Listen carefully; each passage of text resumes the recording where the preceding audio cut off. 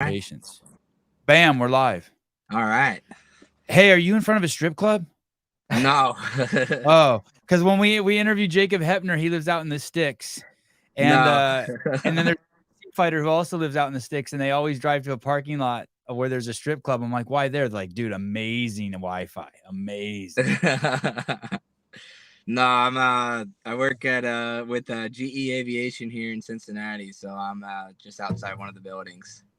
Oh, what do they do? They what do they do? Build airplanes or navigation They build the equipment, engines. Oh shit! Wow. Yeah.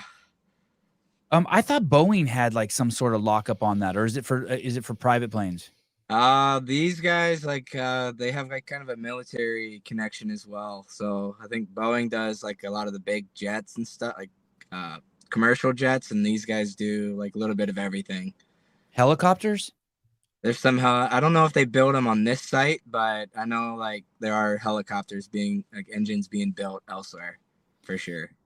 The specs on helicopter engines are crazy. Not that I'm anything close to an expert, but like some like 12 million hours of operation without a failure or something. And I'm like, oh, I'm so glad to hear that. Yeah. Because you just have that one, like, yeah, it's just the one engine and that thing goes. What do you do there? I'm an ergonomic consultant. So like as they're building the engines or like fixing up the facility area, like I go and make sure they're doing it in a safe manner, like ergonomically friendly. The feng shui of the facility? More like the whatever part they're building. So like let's say like they have to reach into like the engine to like twist something. If we can find a better way for them to like not make their arms so crooked and turn funny, like we'll find a better way to do it. Like creating a longer lever or whatever it might be. Are you an engineer? No, I'm an athletic trainer by trade. So like when Aaron Rodgers and Nick Chubb went down, like the people that went out on the field, that's what I do, or that's what I used to do. Nick Chubb. Yeah. Cleveland Browns running back. He got hurt last night. His knee kind of exploded, apparently. I didn't watch it, but I've seen pictures. So it doesn't look good. We got a guy who's been coming on the show periodically who's out of Shepherd's University, who made it to the Chicago Bears as a D2 quarterback. Oh, wow. Yeah. That's awesome. And it's the first time I've been excited about football in 25 years. I was a 49er and a Raider fan as a kid, 10 years. Yeah. And all of a sudden, one of my buddies been telling me his kid's going to play in the NFL for like the last 20 years. I'm like, And he's like, hey, asshole. My son's the backup quarterback for the Bears. That's awesome. And whenever I would talk about him on the show, on the podcast too, all the people in the comments be like, no one's ever going to make it from D2. And he's made it. That's awesome. Yeah, Tyson Bagent. I'm so excited for my buddy. Yeah. I can't tell if I'm more excited for him or his son. That's awesome. Like that's so cool. Like seeing those, small schools like making it big. What's the C stand for on your hat? Cincinnati Reds. Okay. Baseball, yep. Are you pursuing that athletic trainer thing too? Like, do you do it for high schools or college or just on the side? I did it for about 15 years, like 10 years or so at the high school level. And then I did some pro baseball, like minor leagues, and then some minor league hockey. And then like that work schedule is just a little, like just got to a point where I wanted to live my life a bit. And this job opened up here. So now I work a 40-hour work week with no nights or weekends. Are you, do you hear that echo when you came in? Yeah. See, all you have to do is switch, mute this. Not mute. Turn the computer down all the way and then choose your mics in the settings. Computer's off, mic in the settings. I'll show you what's happening here if you can see. So we're in a studio and we're in the same room, and this is the first time Susan's been in the same room as me, so he just popped up. Oh, shit. I don't know. Did it go away? So lower the volume on your computer and make it come through your headset only. Well, it's coming through some speaker on there. So some speakers still on. You got to choose a different speaker. The only speaker is on the computer. Are you still hearing an echo, Tim? Yeah, I'm getting one here. Yeah. Tim, who's that looking through your back window? There shouldn't be anybody back there. They're just trying to scare you in the comments. That's their favorite thing to do to guess. Who's looking through your window? How old are you? I'm 36. 30. Wow. And you're the games winner. Correct. Yep. Wow. 2 times. I won it last year as well for the first year in the division with the division. Congratulations. Thank you. Wow, that's amazing. And how long have you been doing CrossFit? 2 years. Where do you come from? What's your athletic background? Yours personally? Mine personally, I played baseball in high school, baseball and swam in high school. Did a little weightlifting in high school for baseball. And then once I got to college, I tried track and field. I really wanted to try out for the U.S. Paralympic team, go like for shot put. So lifting with that and all that stuff. So I have like the Olympic lifting background just from that. And then just all sorts of different things. I tried kettlebell sport, which is a big Russian sport. Kettlebells, the Russian ones where it only goes to here, right? There, yep. Okay. And then so from there, like I did that for a couple years. I just like competing, so I'd just been trying to find all sorts of different avenues. And then, they announced the short stature division 2 years ago, and I was like, I guess this is my time to give it a shot. And I guess it worked out pretty well for me. Yeah, dude, it's crazy. Hey, I'm not a baseball fan at all. Okay. I'd throw baseball and golf away. I apologize. Maybe I'm gonna burn in hell for that. What is it? Swimming? What in your background transferred to CrossFit that you're like, oh God, I'm glad my parents put me in that? Is it the swimming? The engine from swimming? I think so, but I also haven't really swam since high school, so 18 years ago. Like I tried it like here and there, like throughout like the past 18 years, but it wasn't anything consistent. I think it was more just the competitive nature, like always like trying different things. Like we always did like I used to work in a hospital setting, and we had like a wellness center, fitness center connected to it. And so we would, like my bosses and I would do like a hit the deck type of workout, like or find a WOD, like workout of the day online and do that. So there was always some kind of different connection to burpees or whatever, pull ups, things like that. How tall are you? I'm 4'5". And how much do you weigh? I'm at 143. Is that the weight you show up to the games at? Yeah, I'm trying to get down to like 135, just so make those pull-ups a little easier. Like those gymnastics type movements a little smoother and a little easier for me. But I mean, I also like ice cream a little too much, so yeah. At night? Just whenever my dog has a good day, I treat him to a thing of ice cream because they all have a pup cup now, so I just get my own while I'm there. I'm 51. In my 30s, I would do one of those small things of Ben and Jerry's before I'd go to sleep in front of the TV, whatever that small size, not the really small size, but just like no one has. Yeah. I've tried they have a cookie brownie mix one, and that one's pretty good. And then your Instagram is Tater Tot. Yep. How did you get that name? It was a nickname growing up. Kids in the neighborhood, like they called me Tater Tot, and my brother was French Fry. Is your brother tall and skinny? He was when we were growing. Like he's about 6'2" now. Like he's not. Like he played baseball in college, so he put some muscle on like on the weight programs, and he's still like lifting and stuff. So he's a solid I think he's about 180 to 190. How close? Oh yeah, so that's still pretty. I mean, that's skinny. 196 too. He's not. It's not like he's fat. No, he's pretty solid. What what made you think you could win the games? I just have a good competitive nature. Like I've always been a competitor. Like growing up in an average height family, like we always played sports. Like when my mom's side of the family would get together, it'd always be basketball or football, whatever it might be. So I was always competing against them.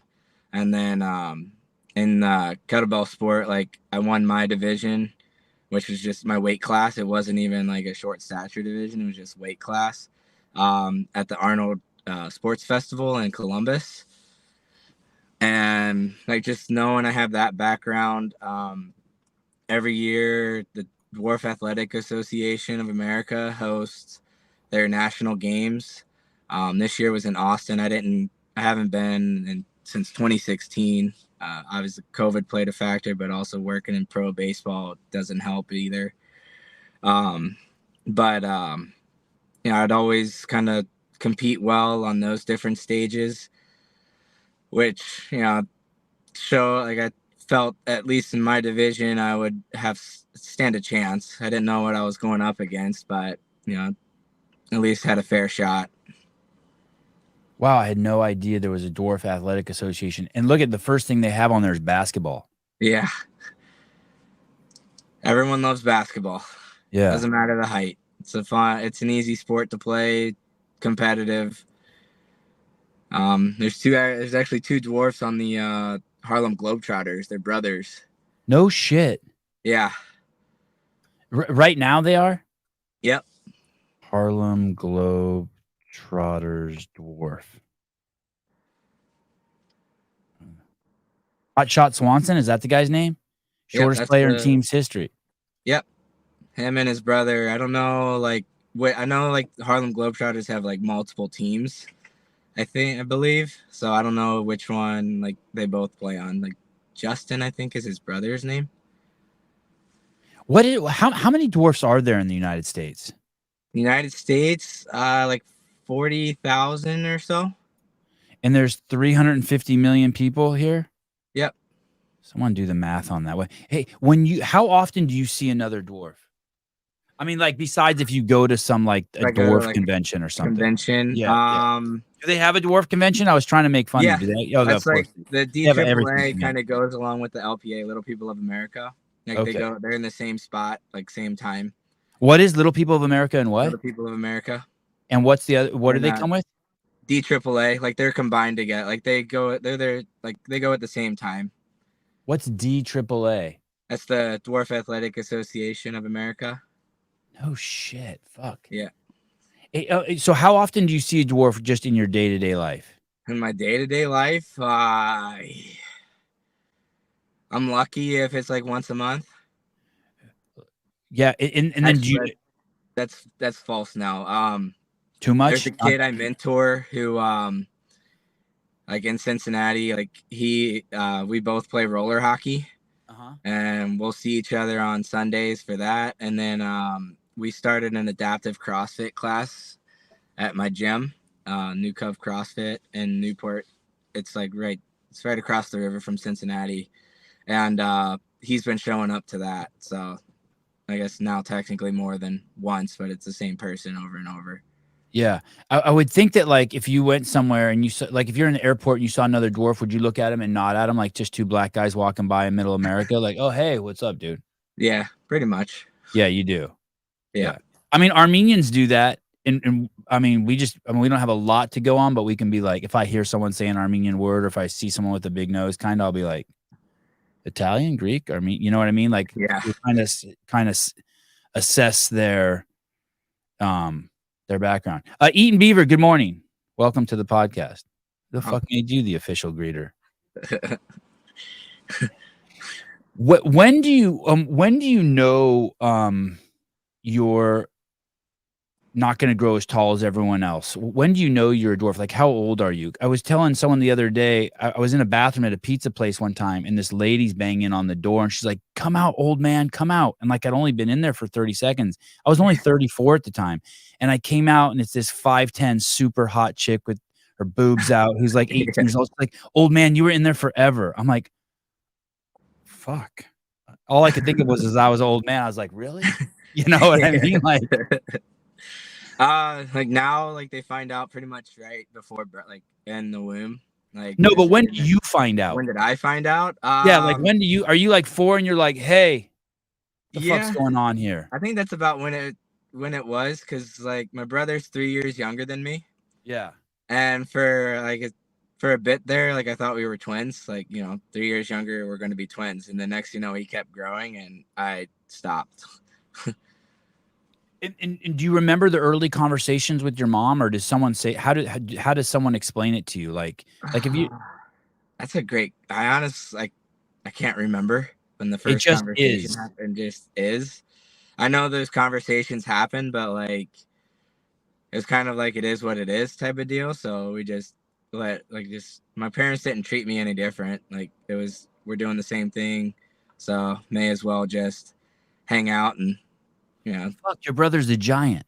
Yeah.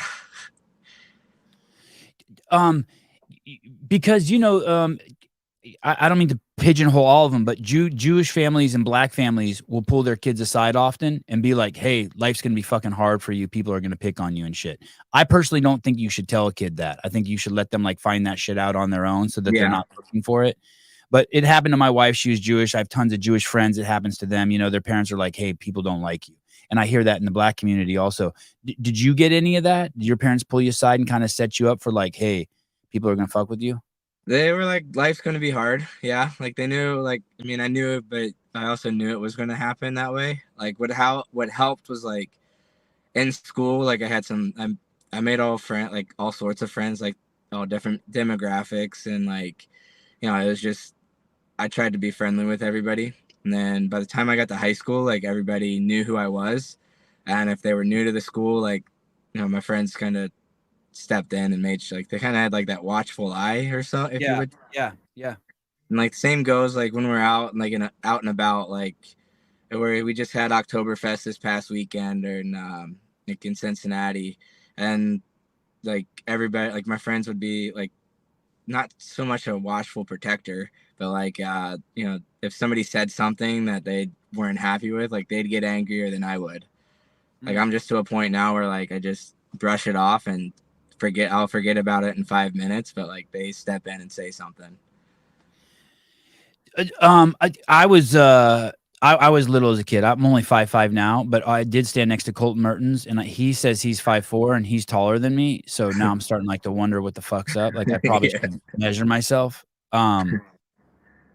But I had even being 5'5", or as a kid I was obviously not 5'5", but same thing with my friends. I mean, I felt like the bigger kids like looked out for me because I was always the small kid. That being said, if you saw someone with one arm, you'd probably stare, right? And so if there's only 40,000 dwarf, or even if you don't stare, you want to stare. I mean, I'm sure like when you go out, kids, it's not that anything good or bad. It's just that no one's ever fucking seen, no 6-year-old's ever seen someone who's 4. What'd you say? You're 4'5"? 4'5", yeah. Yeah, they're like, wait a second. Like they can't put you in a box. Yeah. You're like a flower amongst all the weeds. Yes. And I mean, like the kids, like they're going to stare, they're going to say something, like, and it is what it is, as long as it's more like how the parents react that I pay attention to. Yeah, exactly. Like, are the parents like trying to like hide their kid, like protect their kid from that, or are they like educating their child? Like if they're educating, then like that parent, they're doing the right thing. Hey, everybody's gonna be like, everybody's different. Things happen. And I don't have a problem with my kids. The two incidents I can remember is we were at the beach one time. Like there was at the top of the beach, and there was a guy there with one leg, and my kids were just walked over and were staring at him, and like I didn't say anything. Like And then they came over, they're like, hey, that guy's missing a leg. I'm like, yeah, did you ask him about it? They're like, no. And then they went back over there and they're like, hey, what happened to your leg? And they talked to the guy for 20 minutes. Yeah. And then there was another time we were walking by outside seating area and there was a girl with Down syndrome. And my 8-year-old, well, he's probably 6 at the time, stopped like literally like 2 feet from her and was just watching her. And I just I let him do it. It's like, hey, and the people were super cool too. The lady with Down syndrome started talking to him. But there's obviously having Down syndrome is way different than missing an arm or being a dwarf, way different. But there's I don't know. I just feel like people should probably lean into it more than push away from it, right? I mean, if you go somewhere where there's a lot of drunk people, they have to be wanting to say stuff to you. Everyone thinks they're coming up with like clever lines and shit to say to you, right? Yeah, every person thinks they're like coming up with the newest thing that they can come up like something I've never heard before. Yeah. I'm like, I'm 36 years old. I've heard it all. Yeah. And do you lean into it at all? It depends on the mood I'm in. Like if I'm in a good mood, then like honestly, I'll end up kind of fucking around with them a bit. Like if there's a table of drunk people and you walk by and they said something, you just stop and put your hands on the table and be like, what? And just like enjoy their like fuck with them, give them a little. Okay, yeah, I'll mess around with them. Yeah. Like if I'm in a bad mood, like the only way. Yeah, is if you go into it, then like everyone's like, then it's not funny to them anymore, so they stop. And they're just curious. Yeah. At the end of the day, they just want to shake your hand. They just want to like, I've never personally interacted with a dwarf in person. Never shook a hand, never never a hug, never like sat next to one in class and cheated off of them in math. Nothing. Never smoked a joint with one. Yeah, you won't want to cheat off me in math. That's not I'm not the right person for that one. But my point is that like people, I just think that the only way to. When I was 34 and that girl called me old man, that stung a little bit. Now the comments are now at 51. The comments are full of, "Hey, old man, why is there an old guy interviewing people in CrossFit?" And I'm like, I know. Trust me, I don't want to be old either. Yeah. No, but I mean, I go along with it sometimes. Like other times, I'm just like, especially if I've had a bad day, like the last thing I want to do is like deal with it. Like That's just how I am. Like my family's comes from Ireland and Italy, so like I have both of those, and those both are kind of angry people. Yeah. And so I kind of got both sides of that. So occasionally that anger comes out. It was kind of like you're famous no matter where you go. Yeah. Yeah. Like you can't just be like, hey, I'm gonna go to the store and no one's gonna look at me. Yeah, no. Ever. No. Like I used to have Great Danes and everywhere you go, it's like fuck. And I smoked weed back then, so I was always paranoid. Yeah. And I hated walking my dog because someone was gonna come talk to me. Yeah, I get my dog's German Shepherd mix, so he's like 85 plus pounds. Like I don't know, he hasn't been weighed in a while. But like when I first got him and like was fat, you feed him ice cream. You open with that. Your dog's fat. Yeah, I did. So, but like people would stop my car, like make me take my AirPods out. Like I thought I knew them because being from Northern Kentucky, like someone in my family probably knows like they know somebody in my family, and I thought that's what they'll say. But then they're like, you know that dog's gonna get awful big, don't you? And I'm like, you wouldn't say that to anybody else. I'm like, you would not say that to any single other person right now. If you just say it to me because you think it's funny. Like I'm like, come on. And do you say that to them? I just go along with them. Like, yeah, you're not wrong. Like he is big. Like he's already 80 pounds. Like he's gonna get a little bit bigger. But I'm more upset that they made me stop my music than anything. Yeah. Allison NYC, if I see another girl with huge boobs, we don't nod, we chest bump. Fair enough. Thank you. I like that. Yeah, that's good. Yeah. Solid. Yeah, girls with huge boobs. That's another thing. You know what I mean? Like you walk by them and you're like, whoa. Yeah, you're kind of like looking out of the side of your eye. Yeah. That's you tied it on. Yeah, there you go. Those are nice glasses. You're pulling them off. Not everyone. I can't pull those off, but you're pulling those off. Those are the good. Those are the Radar Locks Oakleys. Those are my favorite. I got to get a new set of a nose piece though. I got to get a new nose piece for them though. They're falling off on those. How's your body 36 doing CrossFit at the highest level? You beat I up? feel it occasionally. Like I'm in the middle of like the Wadapalooza qualifiers right now. So I did 1 and 2 yesterday. Luckily like today's been a pretty slow day, so and it's pretty early still, so I haven't felt it too much, but I know I'll feel it in a bit. But I do my best like to maintain it. I see a chiropractor every 2 weeks. I get a massage once a month. Like I don't stretch as much as I should, but I need to start doing that more. So it's actually hanging up pretty good. And you tied last year with Mikey.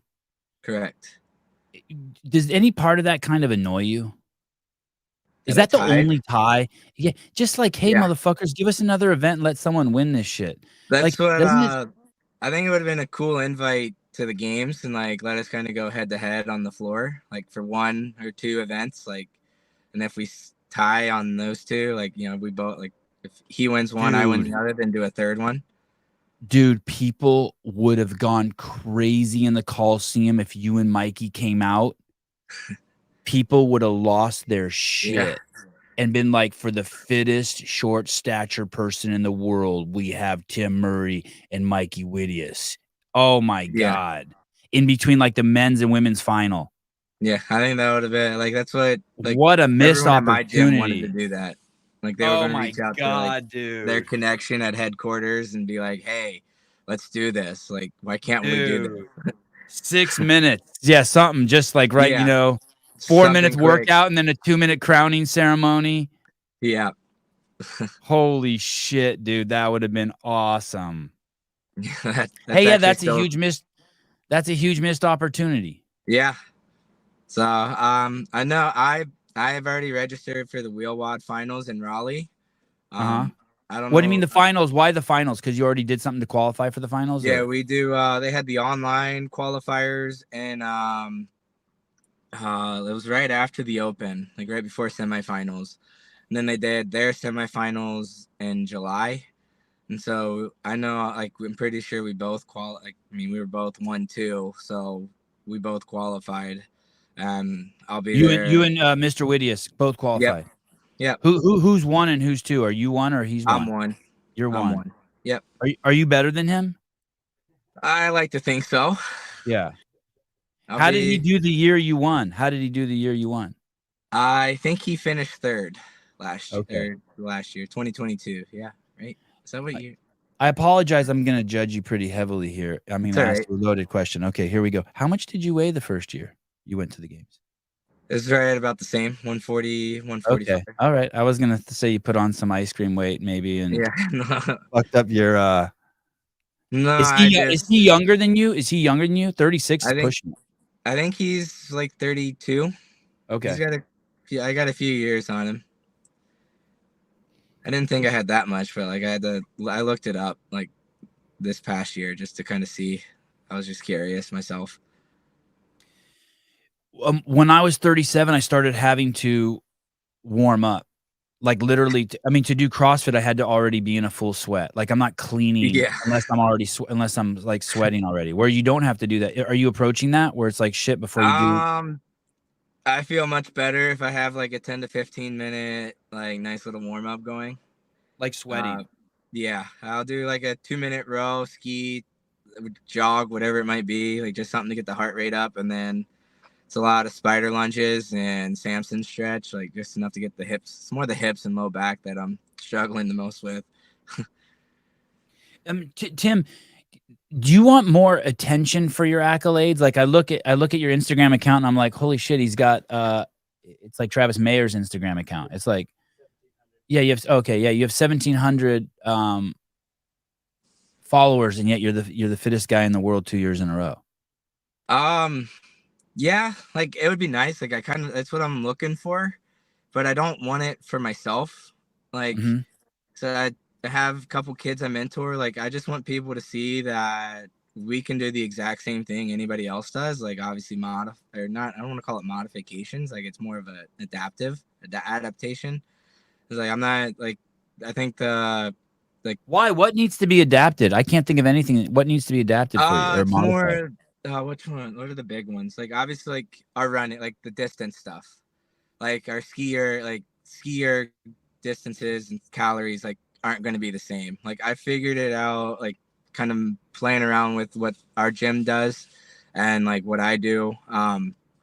So like for a mile run, like 3/4 mile run is probably going to be what I'm going to do if I want to keep up with the rest of the class.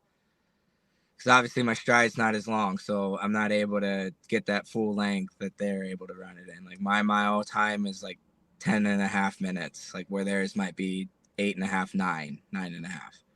And like same thing with like a ski or like the row. Like if they're doing 30 calories, it's going to take me 3 minutes, where someone else it's going to take them 2.5.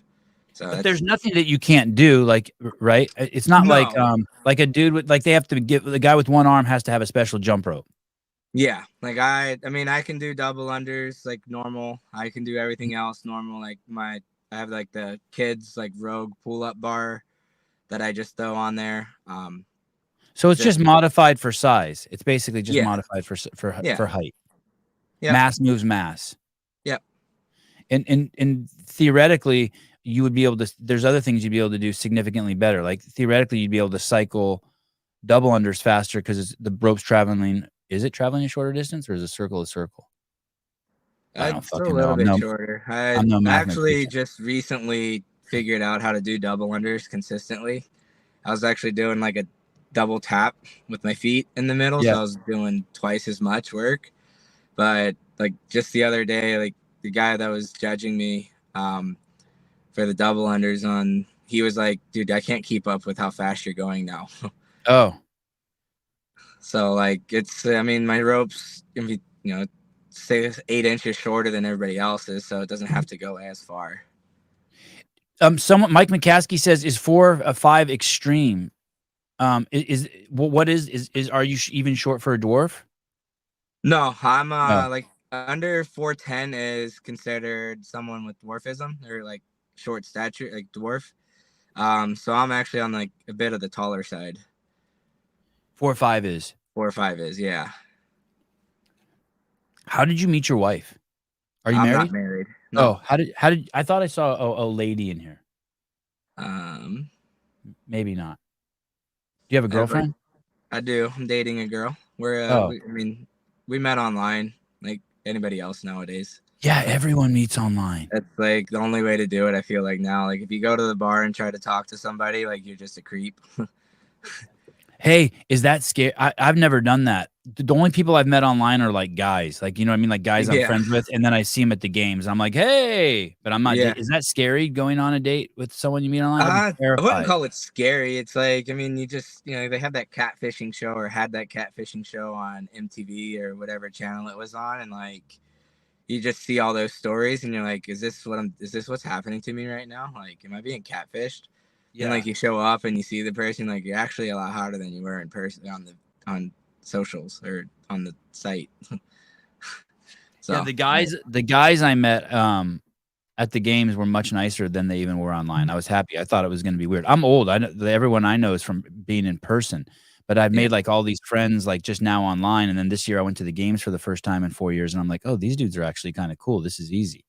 Yeah, I mean, like everyone I've met, like I don't know a whole lot of people online. Like all my friends I know, like I have now, like I knew them in elementary school, and then we kind of got away from each other in high school. Just we went to different schools, so it was tough to hang out just based off of the things I was doing and whatnot. And then we met back up in college, and now we've been in I've been in all their weddings, and now we're all just getting together, hanging out, having fun now. Are kids in the future? I hope so. Like, I mean, whatever happens. If, I have kids, great. If I don't, then I have quite a few nephews, 4 nephews right now that I'm enjoying. Wow. And like, it's the greatest thing in the world because I go and I'm the fun uncle. So I get them all riled up, and then they go home and I get to go home to quiet. Your brother has 4 boys? He has 2. My sister has 2 as well. How many siblings do you have? Just the 2. Two. I'm the oldest of the 3. Oh, no shit. So you're the big brother. The Dude, big 4 brother. nephews is awesome. How old are they? They'll all be under the age of 5 here. Like my oldest is going to be 5 in November. Oh, shit. They love you to death then, huh? Yeah. That's the greatest thing. Like walking in, like they see me and their eyes just light up, big smile, and they come running. And the second youngest, he wanted to play hockey the other day. He's like, Uncle Tim, I want to play hockey. So we went and played hockey. Hey, Tim, how did you notice your parents changed when your siblings started having kids? Did you notice they changed? Oh yeah. Like it's kind of the same thing. Like they're so happy, like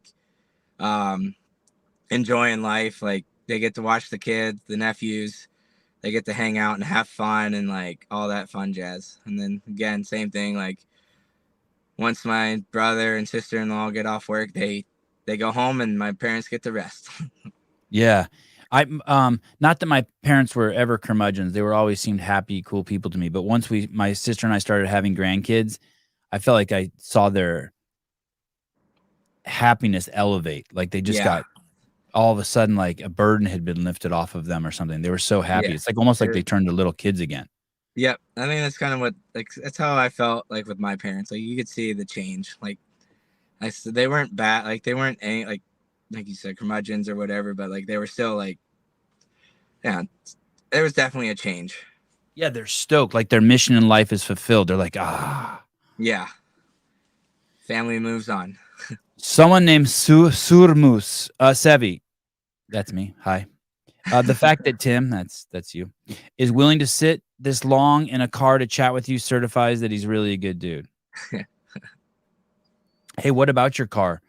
You just put the seat all the way forward and you can get the pedals and all that I have jazz? pedal extensions. So those would make me so nervous. Add on. Do those move around at all on the pedal? No, they're actually like they have like nuts and bolts, like the way it's set, like so they're actually sandwiched onto the pedal. So what if it was just like a strap and it slid off of the brake? Happened with the brake, but the gas has done that before. The extension is moved. Yeah, like I went to like kind of. That's what you have right there. Yeah, it's very similar. Mine like I don't have like all the nuts and bolts like on like the long part of it. Like mine's one solid piece of metal, and like it's like a screw essentially. So I shorten it and lengthen it by turning it. But like the gas pedal, like it was an old set that someone had made and like handed down to me. Oh shit! Like I was in high school and I was not just started driving. So of course, like I'm already somewhat freaking out. And I turn up this road and like it's to go up this massive hill, and I go to push the gas pedal and like it's not there anymore. So I'm like, uh-oh. Dude, Rogue needs to make you a custom one of those. Bill could make those that just say Rogue on them. Dude, I'd be testing the bolts on those every time I get in the car. I'd be fucking so paranoid. Yeah, I need to tighten them here soon. Like it's been a while, so just make sure they're on there nice and good. Hey, dude, what do you do on the assault bike and the Echo bike? You might. Hey, I think that there's a real business there to fix that fucking situation because I think kids. Dude, the kids market for assault bikes would be massive. They have like the hand cranks that you put on like the handle, like the bar, like and face the other way. But I got to talk to somebody and figure it out. But I'm looking at like the pedals. You haven't cracked the code on that yet? You haven't? No. Oh fuck! I'm trying. Has anyone? Has Mikey? Has anyone? No, nobody's. Not that I've seen. Like all I've done is just the hand portion.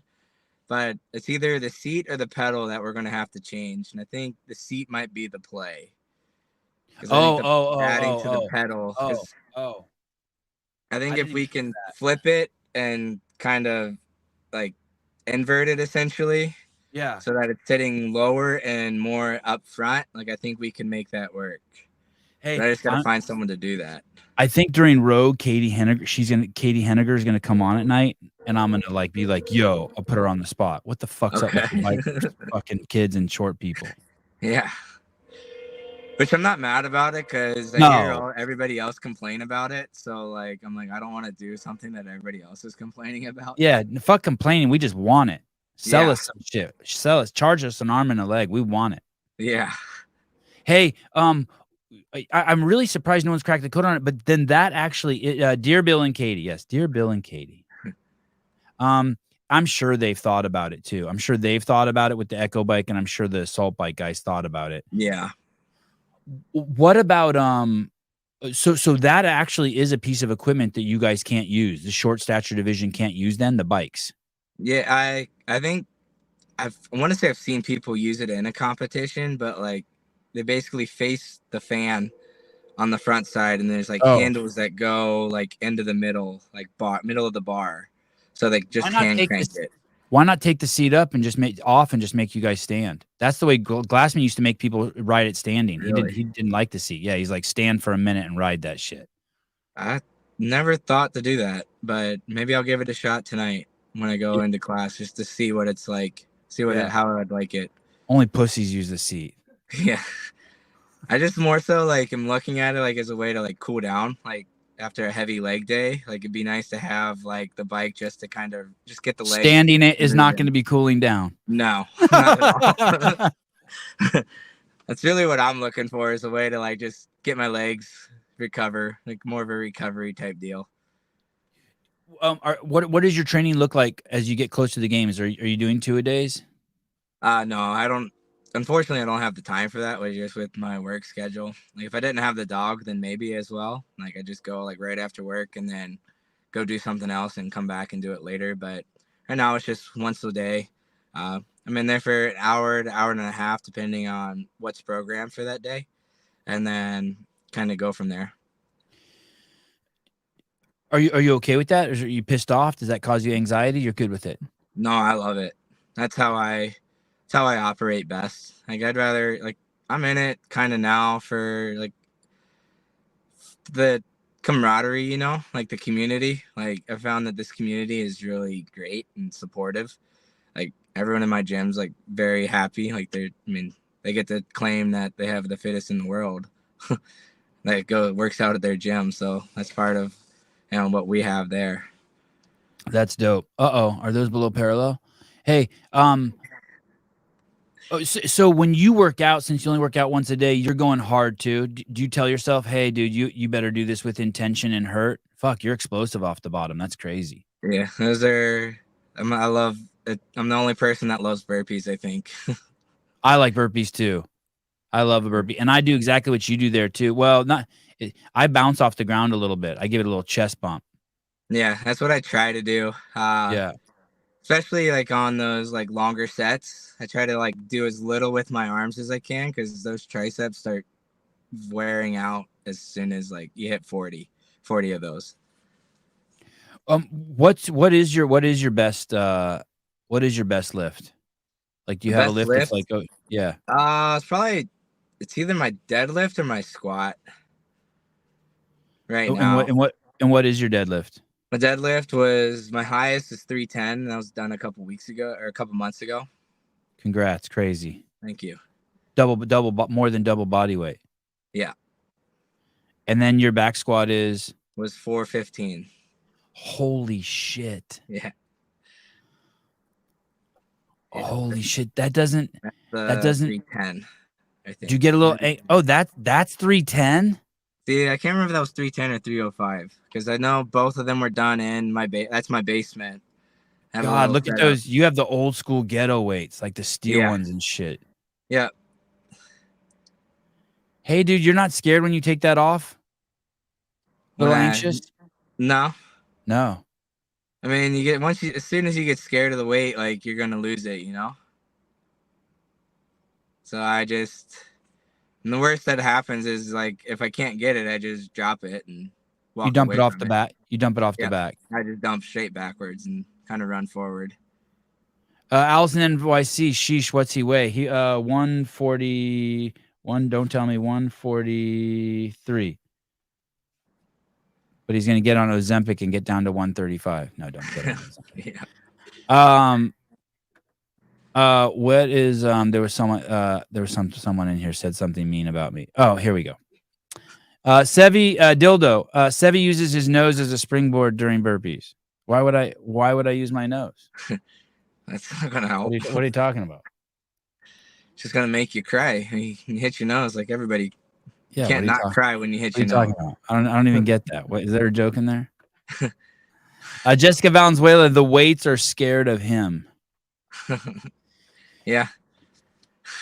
When I'm assuming you're going to do the Open this year and try to win again. Yep.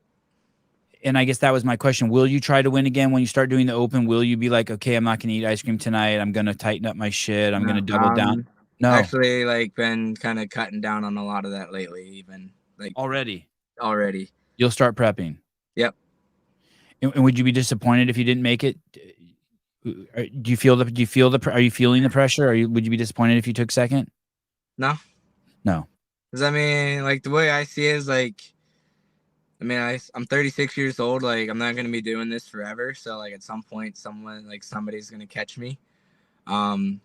So would I be upset? Sure, but like at the end of the day, like, the last thing I want people to do is remember me for those accolades. I want them to remember me how I left this world. Like, you want to leave the world in a better place, right? Like, that's what they always say, like, leave it better than you found it. So, we started an adaptive CrossFit class, like, because of me. Like, the coaches were like, we want to start this. We want to get this going. And we found the right person in town that's big on it. Like that's what she does. Like she's straight up all adaptive. Like she's a physical therapist, athletic trainer, and she works with all adaptive athletes. And so her and I got together, talked, and that's how I want my legacy to be. Is what I want my legacy to be. Is like we have an adaptive class, and I want it to grow as big as it can. And tell me what adaptive means to you. Like, what is if someone said, hey, what does that mean? Like, I know what like an old person class would be, like people over 55. What's an adaptive class? An adaptive class to me is like, it's someone who, like anybody who's like got considered like not able-bodied, like someone who's not walking around on both legs, not have use of both hands, like maybe they had a stroke, or that's Matthias there. He's like actually like top 6 in the world in like wheelchair tennis. No shit. Like, yeah. I don't need to have that guy. Have you ever watched wheelchair chair tennis? It's nuts. It's insane. Yeah. It is insane. I thought it was going to be stupid, and I was waiting for like the main match to start once, and I watched it. Couldn't fucking believe it's maybe better than real tennis. Yeah, like it's crazy. Like tops. I heard he was top 6 in the world. I haven't talked to him in a while, but okay. So like I got to start somewhere, even if he's top 10. I got to start somewhere. Yeah. So like I did DM the guy who's best in the world at it, and he's like, "Fuck you." Yeah. Okay, so adaptive is. Here's where I was kind of going with it. On one hand, it's like, hey, we're adaptive and we need like some things like I need a lower pull-up bar. I need this assault bike fix for me. I want to have access to health and fitness possibilities and challenges that everyone has. Yes. And then on the other hand, it's like, hey, I'm just a regular person. Yeah. Because you don't want everyone projecting onto you. The whole racism thing is like that too. Like there's this weird balance. It's like, I am a dwarf, but I want you to treat me normal, but I do need a pull-up bar that's lower. Yeah. And I don't need you projecting onto me that I need you to meet me halfway. I'm going to try to act normal, and then you're going to also try to act normal. But I also have these needs, and there becomes this weird it's an interesting balance for sure. Yeah, it's an interesting balance. Because you're like, hey, I don't want to be you don't want to fall into one role or another. Yeah. Right? The cliche term now is you don't want to fall into the victim role. Yeah, I don't want that. No, that's not at all like what I'm here. That's not what any of us are there for. Like even like the people who show up to our adaptive class, like we have one guy who's like, I don't know how old he is, but like, yeah, he went from, he had a stroke, and he went from not being able to run. Now he's running like 400 meters, and he's not doing double unders yet, but he's doing like single unders. And like, he never thought he would be able to do that again or at all. So it's like, that's what we're trying to do. They kind of give that empowerment of, hey, we're going to teach you how to do this. And if you want to do it, great. If you don't, that's fine as well. Like, but we'll show you ways to get through this workout and still have that stimulus that everybody else has. It's just keeping that stimulus and like creating a way for them to be able to do the workout. So the cliche term would be like to create a safe space for them. But let me, because that word triggers me, just like the word trigger triggers me. Basically, a place where there is patience and people who believe in you. So if it was a class for if you know that someone in your class has had a stroke, you'll maybe spend 10 minutes working on double unders or single unders as opposed to 3 minutes. And then the people there will believe in you. Yeah. That you can do it. Yeah. I want to come into an environment where people believe in me. Yeah. They're not that's what we try to do is make it so that they have the faith in themselves even. Like, it's not so much other people believing in them. It's more the people them believing in themselves. That's you right there? That's not you, is it? No, that's my friend Connor. That was his first class, I think. Dude, you should grow your hair out like that. He looked. I wish I could. I have like a nice starting to get a little thin up top right there in the middle.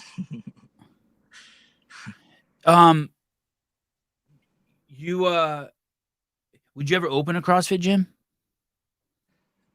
I don't know, only because like there's already so many in this area. I like to hear that. Like, it's like once, I feel like there's one on our block, then there's one there's actually another gym that it's more HIIT training, not CrossFit, but it's like literally right around the corner, and then there's like another gym like 5 blocks away across the river, and I'm like, and it's just already so saturated. I'm like, why can't we all work together? And like, we're all here for the same, create the same environment. Like, why don't we work together?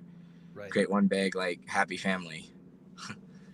Are you Tim, are you a student of the game? Do you follow the games? Like, do you know, like, do you follow the individuals? I'm getting better with it. Like, when I first started, I just wanted to kind of put more focus on like learning about the sport, and now it's like learning who everybody is.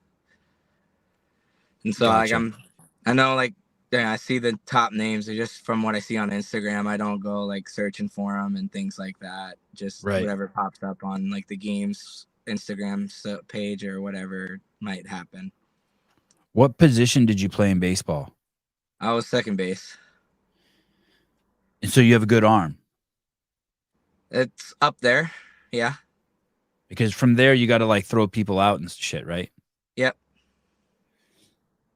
So I'm in this chat with a bunch of dudes, and I'm the oldest dude, and they were talking about throwing balls, and I haven't thrown a baseball in, I don't know, forever. And I'm like, hey, I could, but I have tremendous focus. I could hit anything. Like, I could wad up a piece of paper and hit Souza. No, a 10 out of 10 from here. Yeah.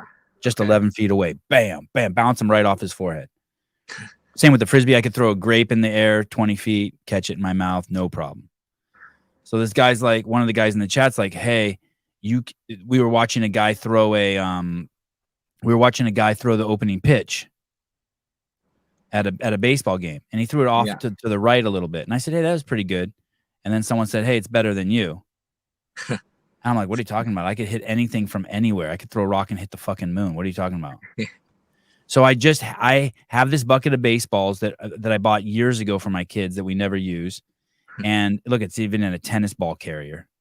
Yeah. And I have this Home Depot bucket, and he said, hey, go 60 feet away and see if you can hit it. And look at me over there, just old man in his long johns in the backyard. Look at this. It got the ball. Can you see that? Yep. How far you think I am from there? I bet you're close. Bam! Whoa. First hit. 60 feet at least. First, yeah. I did 30. I did 20 paces, 23 paces. 20 paces, 60. Yeah. Okay. Jeez, first shot. Where did Sevan find? Yeah, you like that, right? That's good, right? Yeah. Thank you. Right. Thank you. Okay, good. All right, good. It's just like, what the fuck is going on? Thank you, Rambler. Thank you. Yeah. See that? And I have a real guy with a baseball hat on, Cincinnati. Yeah. I should have brought one ball. That would have been awesome if I would have just brought one ball. That would have been a different level of confidence.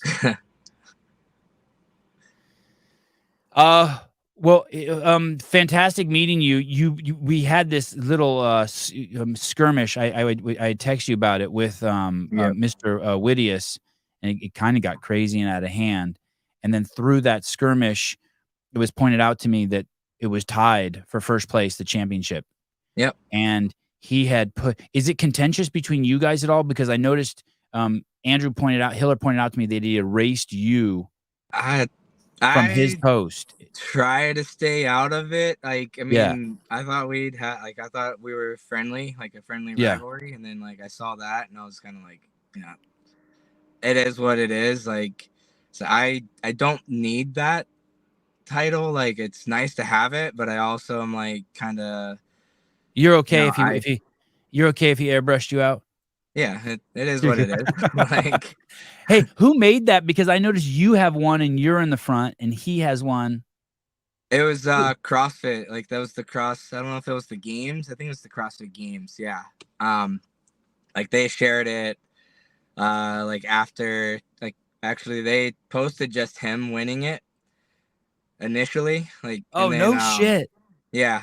Like, because like he's got more followers than you. He's got 20 times the followers as you. Who the fuck is Tim? And then quite a few people reached out to them and said, "Hey, by the way, they actually tied in every event."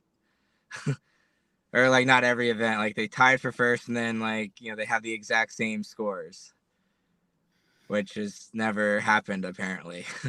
Yeah, it's crazy. They shouldn't allow it to happen. And by the way, on behalf of the CrossFit media team, as the CEO of CrossFit, I want to apologize to you for that. That won't ever happen. All right. I'll never ever have. Heads are gonna roll for that. I just want you to know. Someone, not anything serious, like 100 burpees or something. That's fine. That's a good. And then say your name at the bottom, everyone. Tim Murray. Tim Murray. Tim Murray. Right. I like it. Like a part, you do like it? Yeah. Susan, I'm going to send an email over to CrossFit. I'm going to send it to Keith Knapp and demand that someone do 100 burpees.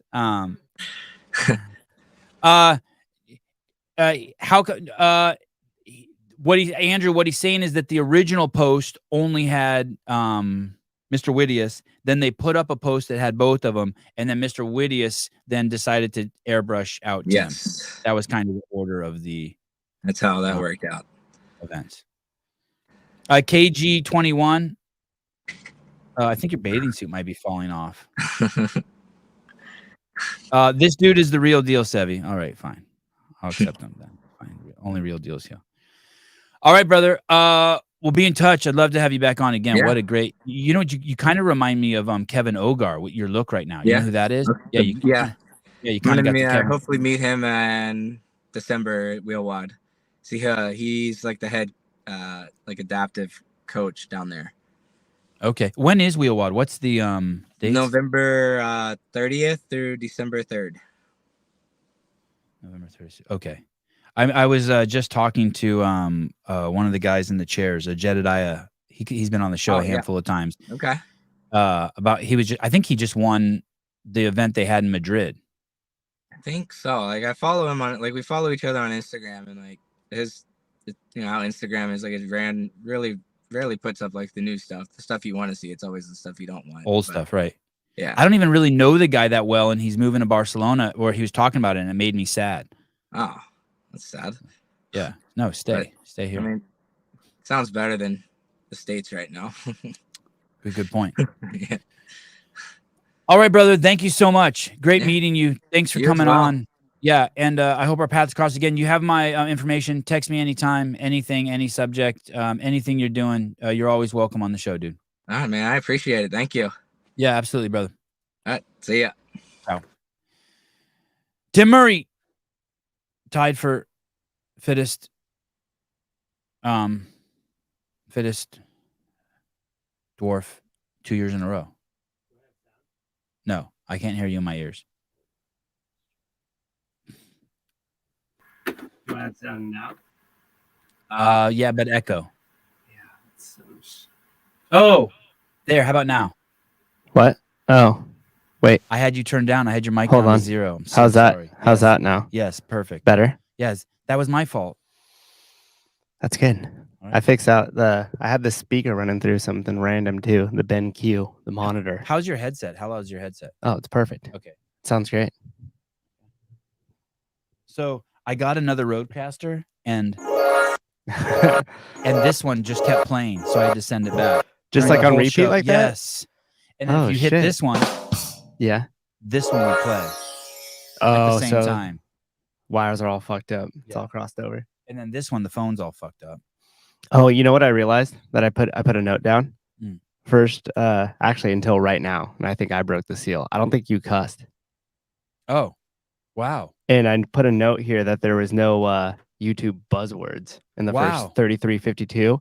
And then I checked my YouTube on my phone and stuff. It's populating as like the second one on my browser feed.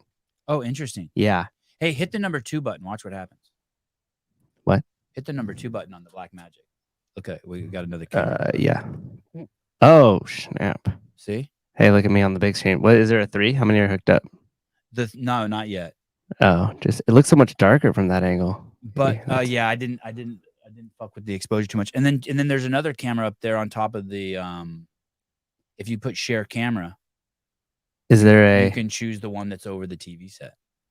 where? But Shit. that one, go to presets I don't even. and then go go to settings. No, go to presets. presets. And then there should be a extra camera and you can choose extra camera. Oh, like in the present extra Yes, camera. yes, sorry, presents. Yeah. Oh, that one above you. Can I share this? Yeah, totally. Oh, dude, this angle's sick. Right? Look at that. Is that right above the TV? Yeah, that Oh, one's yeah. up there. Yeah. Damn, Crazy, that one's right? good. Yeah. It's coming together. Holy shit. I know. It's nuts. I can't even believe it. I am concerned about this screen being seen, though. Yeah, because you could almost see it through that light. That's your Yeah. text message. Yeah. Move that bad boy. I'm online and looking for the link. Oh, I sent him the link here. Invite, copy. We got Greg Glassman coming on from Europe. Like I'm just like staring down instead of at the camera though. Hey, that guy's really cool. Yeah, he was really cool. That was fun. Yeah, I really, that guy's cool. I was concerned that when people are their first time, I look for any podcast or interviews he's done in the past and he hadn't done any. I was like, oh shit, is this guy not going to talk? He was crushing it. Yeah, crushing it. Absolutely crushing it. I got this new notebook. It's not even a notebook. I used to use a notebook like this to write on. Mm-hmm. And now I'm using this where every show I just tear the sheet off. Oh yeah, I got the mini version of that. Yeah. I feel like my audio sounds a lot better. All right. I sent Greg a link. I'm online and looking for the link. Are you on that thread where I sent the link? Are your texts populating on that? No, computer? it's not. Yeah, well, the link's there. I wonder if he's not getting it for some reason because of where he's at. In Europe. Yeah. You don't see that link? It's in this thread.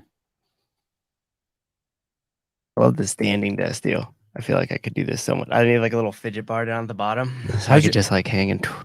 How's your hip? Oh, it's a lot better than it was on Sunday. Good. I've never had something like that happen before in my back. The last like 30 minutes of that show, I was like, I couldn't even talk. I was just in my head.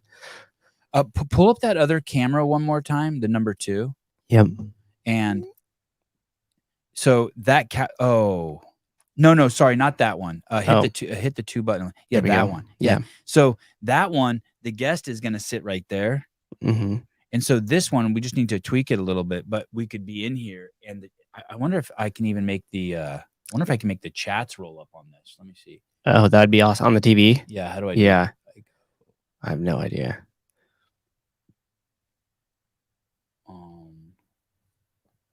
Oh shit. Yeah, that's the tree where Sevan goes pee when he runs out here.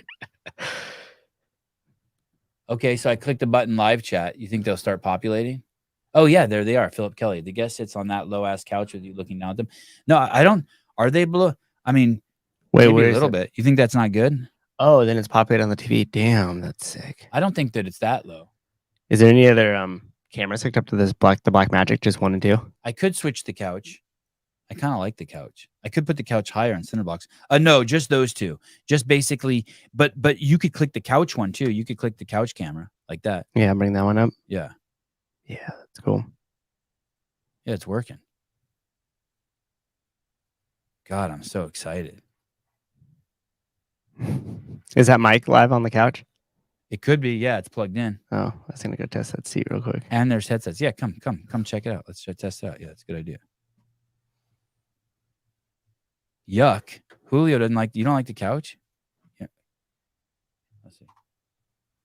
I'm turning you up in all the. How's that?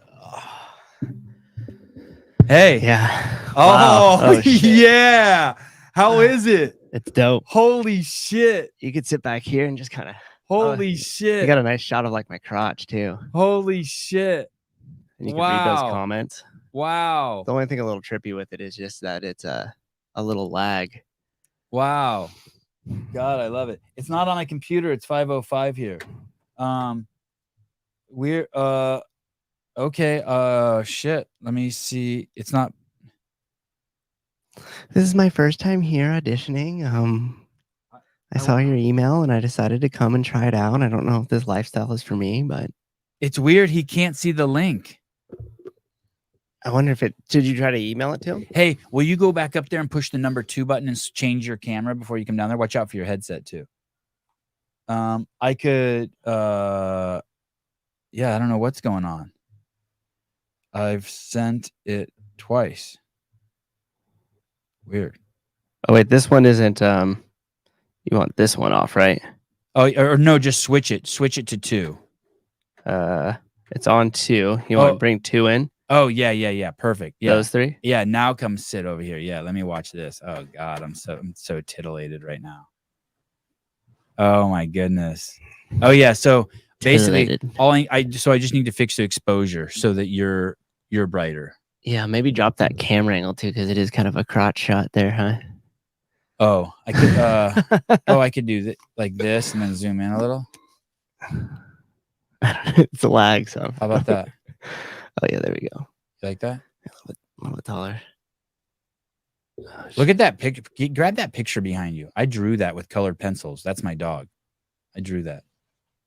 People see this. People see that I'm a Renaissance man. That's sort of nice, right? And here we have. Yeah, the dog. Let me see if I can get that in focus. Boom. Damn. Look at that. Pencils. Colored pencils. Anyway, all right. We're done. There's no way to pull the lag off of that on the TV, right? Yeah, yes, there is. You could make it so that you shared screen. That's playing off of YouTube. Oh, but you could share the screen. You can make there? it so it shares the screen. Let me pull this up and see what this looks like up there. Sevi, my girlfriend heard part of the show where you said Billie Eilish has a nice body. Led to an hour of questions about if I picture, look at other girls' bodies and why I shouldn't. What's your take on this? Yeah, are you blind? Because otherwise it's just gonna happen. I'm not sure I understand the question. I will tell you this.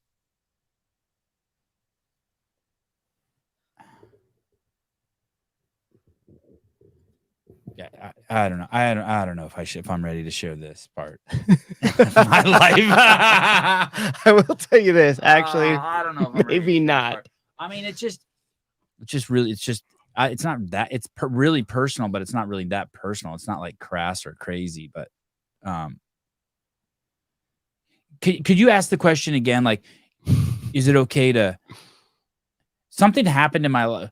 I've always really just wanted to be with my wife. So I met my wife, and then we were boyfriend and girlfriend, and then we broke up, and then I was with another girl, and then all I could think about was my wife. So, not in a longing way, or even not in any way, I would just think about her a lot. I just thought about her a lot, and I just wanted to I wanted to always be intimate with her. And even when I was with other girls, I would think about my wife. And even sometimes when I'm with my wife, I think about my wife. Which is kind of weird, right? Like instead of being with her, I'm like thinking about her. And so for me, I just kind of knew that way. but I had a shitload of fucking girlfriends. Yeah, exactly. Yeah, the sex was so good. That's why. Yeah, it was. Yeah. So, but if if I'm with if I have no issues, like if I'm with my wife and I see someone with a crazy body, or I will talk about it openly with my wife, like, holy shit, can you believe how big Allison's tits are? My wife will be like, yeah, they're huge. Yeah. And if Allison was breastfeeding, I would look at her boobs. So, and my wife never trips, not even a tiny bit. And if she did, she would tell me, because the shit she does trip on, she trips on. And it's the same thing with like we were at the beach and there was this great guy with the craziest body, kind of looked like Bryce Smith, big like that, big handsome guy laying out on this block of cement. And I go, holy shit, look at that guy's body. And she goes, oh, that guy's in my CrossFit class. And I said, I thought your CrossFit class was just all women. She goes, yeah, and that guy. I'm like, what the fuck? Instantly like, well, why the fuck you looking at him then, huh? Yeah, yeah. Hey, What up, you did it. dude? Oh, yeah. You know, none of that stuff was on my laptop, just on the phone. Oh, so are you on your phone now? I'm on my laptop. How you transferred it some way? No, I don't know. I just when you resent it, it showed up on the laptop, the link. Yeah. So here I am. And I first had to reinstall Chrome. I removed that after every show. Chrome? Yeah. Oh, that's interesting. You don't want them tracking your shit? You know, the my Google News feed, when I from the Google search engine, the articles that come up, Yeah. it contains promotions for things that I bought 20 minutes ago. Oh, right. Me too. And it's Stuff just, you talk about on this show, it does. Yeah. If we talk about something on the show, when I leave, it's on my phone. Yeah, I don't want to believe that, but I know, me neither. Hey, it's Yeah, a form yeah. of advertising you could buy now. Siri detection, Siri voice detection. You can buy it. It's straight up called that. Yeah. So you could like put in your buzzwords, and then as people as Siri, because Siri, a lot of people just leave Siri on, right? So then it picks it up and then it distributes it back, and it'll start to populate on your social media. Hey, Greg, you came in at an interesting time. I'm going to read you these two posts. This is a great conversation, I think. Should I go back to this? That's By the way, you look great. You don't look like a guy who flew either way, wherever you're comfortable. okay. You don't look like a guy who flew halfway around the world and is jet lagged. You look great. yeah, It's I don't feel jet lagged. I mean, we've been here 36 hours, 48 hours now. So What country are you in? Switzerland. Switzerland. Yeah. I mean, this kind of stuff, right? Oh shit, yeah. Woo. Oh my God, there's no violence out there? Not really. So let me read you these two. These in your internet connection is dope. Yeah. Let me read you these two things this guy's saying. He's saying, Sevi, my girlfriend heard a part of your show where you said Billie Eilish has a nice body, and it led to an hour of questions if I picture or look at other girls' body and why I shouldn't. What's your take on this? And then I'm like, I'm not sure I understand the question, but I look at girls' bodies all the time. I don't lust after them. I don't like picture myself like bending them over and shit. But so I said, hey, can you explain a little more? And he said, so she literally doesn't want me to look below the neck of any girls, and she always wants me to tell her other girls aren't pretty. You can't do that. She wants you to lie all the time. Yeah, there's no way you can do that. Tell her they're not pretty. I don't want them, and I'm not fucking them. Yeah. You can't. Here's the thing. It's like, you know what that kind of reminds me of, and I want to be gentle about this, but the guy who gets upset that other guys look at his girlfriend. It's like, dude, you want to be with her for a reason. And guess what? A lot of other dudes want to be with her for that same reason. Like, if you are in a relationship with a girl, there's a lot of other dudes who would like to be naked with your girl. It's just the way it is, right? I mean, that's lots, thousands, maybe millions, maybe a billion, maybe a billion. Maybe a billion. There's 8 billion people on the planet. There may be a billion gentlemen who would like to have intimacy, be naked in a spa with a glass of champagne with your girl. Right? I would expect that. I mean, you can't be, yeah. And good show, time to pay my dues. Well, thank you. I mean, like what you could be your ex could be so repugnant that no one finds her attractive. I don't think a woman like that exists. I don't either.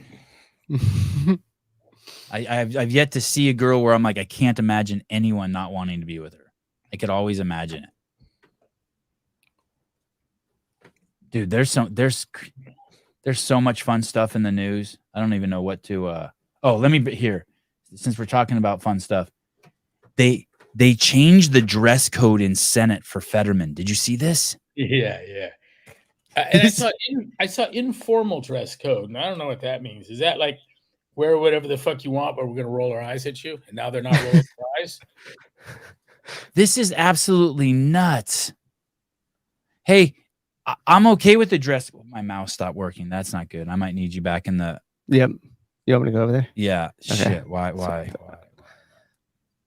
would you ditch it? Why would you ditch the dress code? It's important, right? Yeah, I think I read the thing is it was an informal dress code. Once I get my mouse working again, I'll read it to you. Okay, here we go. Majority Leader Chuck Schumer said Monday that the staff for the chamber's sergeant at arms, the Senate's official clothes police, will no longer enforce a dress code on the Senate floor. The change comes after Pennsylvania Senator John Fetterman has been unapologetically wearing shorts as he goes about his duties, voting from doorways so he doesn't get into trouble for his more casual attire. There has been an informal dress code that was enforced, Schumer said in a statement. Senators are able to choose what they wear on the Senate floor. I will continue to wear a suit. So now they're able to. Wait a minute. What's an informal dress code that you would like? First of all, what's a formal versus an informal dress code? It's not wearing formal or informal clothing, right? Okay, right. I see where I'm confused. It almost suggests like there's not really one, like it's a customary thing, and there's some guy that reminds you you're inconsistent with the custom. And now they're not even going to do that. Schumer did mention that Fetterman's new dress code will only apply to senators, not staff. Here's the thing. I think you need a certain kind of formality, dignity, decorum, processes, right? The same way like you have the gavel and like everyone should start. I believe in this kind of like this Zen Tea Party thing. The person in charge hits the table 3 times. Welcome to the session. They say the date, they say the time, and then they said each person, and they say some ground rules and then you begin. It's like football, like flipping the coin, wearing the pads. It's part of what adds the ability for them to function at a high level. Yeah, Clinton was banging Lewinsky and doing other things to her in the Oval Office. What do you mean other things? What do you mean other things? Well, the cigar thing. Right. Forgot about that thing. I remember when that first appeared in the Inquirer, and everyone thought, "Oh, this piece of shit magazine, the stuff they won't print," right? But on that subject, Judge Robert Bork said he wouldn't even kiss his wife in his judicial robes. Mm. And I was like, that's there's something to that man's seriousness and the responsibility with which he takes that job that sits well with me for a man in such an important position. Mm-hmm. I like it. Yeah, he's not going to wash his car in his judicial robes, or watch TV, or go to KFC, or kiss the wife.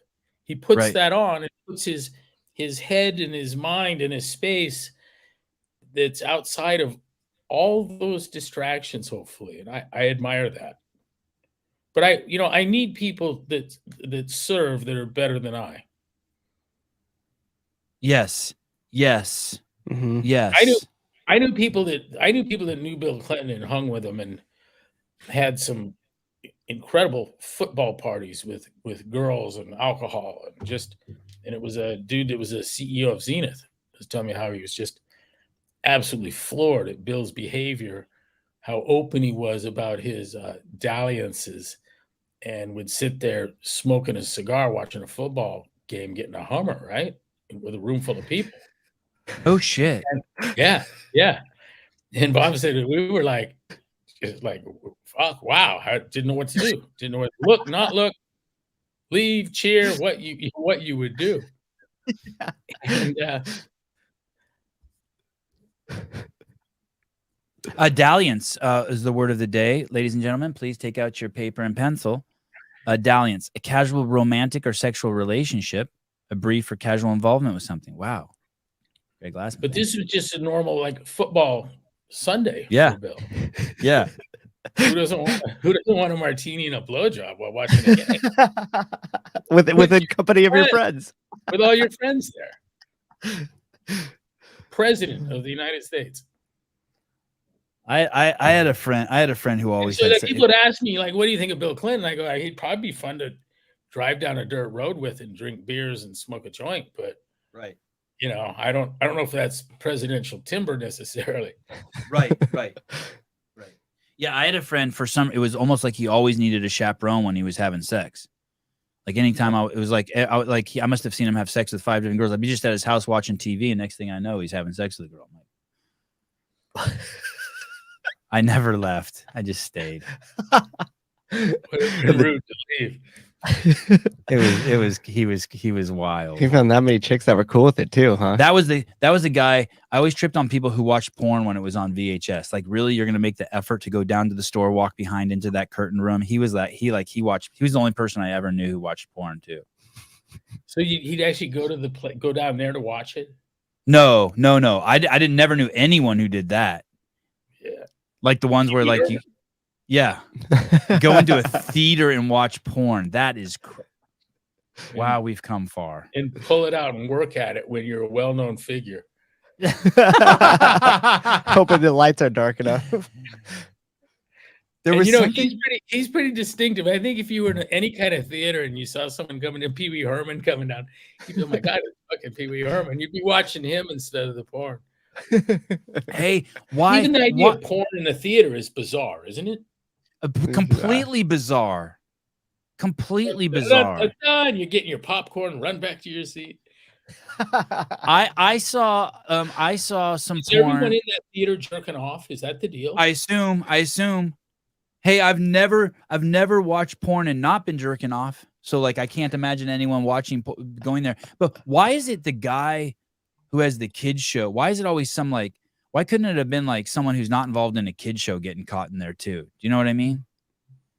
Why does it have to be the premier kid show in the world and that guy gets caught? That's what makes the story, dude. It's like, fuck.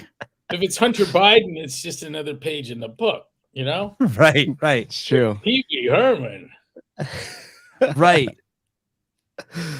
Coach, welcome to the Evan podcast. I don't get it, but okay. Evan, not Sevan. Sevan, Evan. Is the logo being blocked somewhere? I don't see. There's probably a porn joke in there. I used to have this friend that every time he would throw a house party, and threw quite a few because he lived in a house that was just off the beaten path, but still close enough to get to. Every TV in his room, this was not VHS status, but DVD status. He would go get DVDs, and every TV would have porn playing on during the party. And there'd be wow. But I'm talking like a quintessential like movie high school rager where it's so crowded in there you could hardly move, you know? And then you go out to the backyard just to like get a little air, and it's just as crowded as inside the house. And I would leave that room. TVs. I would be uncomfortable. Or I would sit there and It's watch in the other middle. people be uncomfortable. It's in the middle. You said it was on every room. It was on every room. Unless you walked outside, you're not escaping it. It's chumming. No? Just chumming the wall. Whoever stays is in. You catch the girls looking a little longer, you know? Yeah. Okay, there's a prospect. And then I hear stories and wish I wouldn't have left. There's an engaged lead. Yeah, I mean, you just go up and talk to the girl that, wait a minute, I'm watching this, right? Yeah. Hold on, this is my favorite part. Yeah. Cave Dastro, men that like spending time around kids that aren't theirs are obviously not completely right in the head. boy, I Well, kind of lean. that brings up another subject. I kind of lean that way too, buddy. I don't really. Like, what's everyone's idea of the 25-year-old male kindergarten teacher that just loves the idea of 5-year-olds sitting in his lap being read to? Yeah, I'm not. That's a red flag. Yeah, I prefer all my kindergarten teachers be girls, all the way up to college. Ladies, please. Man, you're treading on some dangerous turf here. You're gonna get some reactions out of this. Hey, do you have a problem with a male pediatrician? No. But maybe I should. I don't as a rule, but in the real world of specific instances, I've met several that gave me deep concerns. Right. All the so many. I mean, but just can't it be that if you're a pedophile, the idea crosses your mind to be a pediatrician? Yeah, for sure. Yeah, and some of them are probably smart enough to pull that off. Right. I just for sure.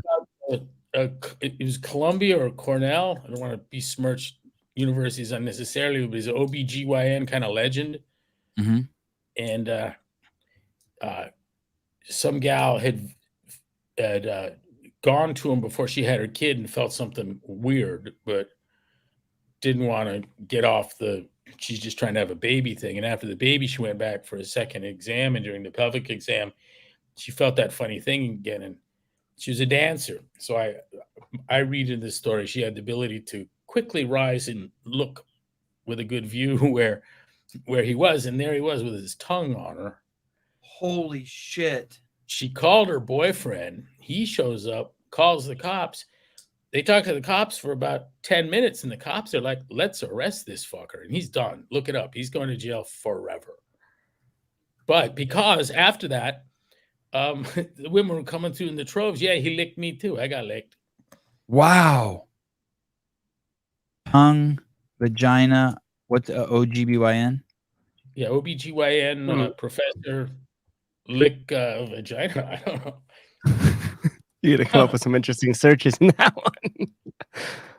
No, that's a hit. And then news. Can your vagina have allergies? That's the second thing that came up.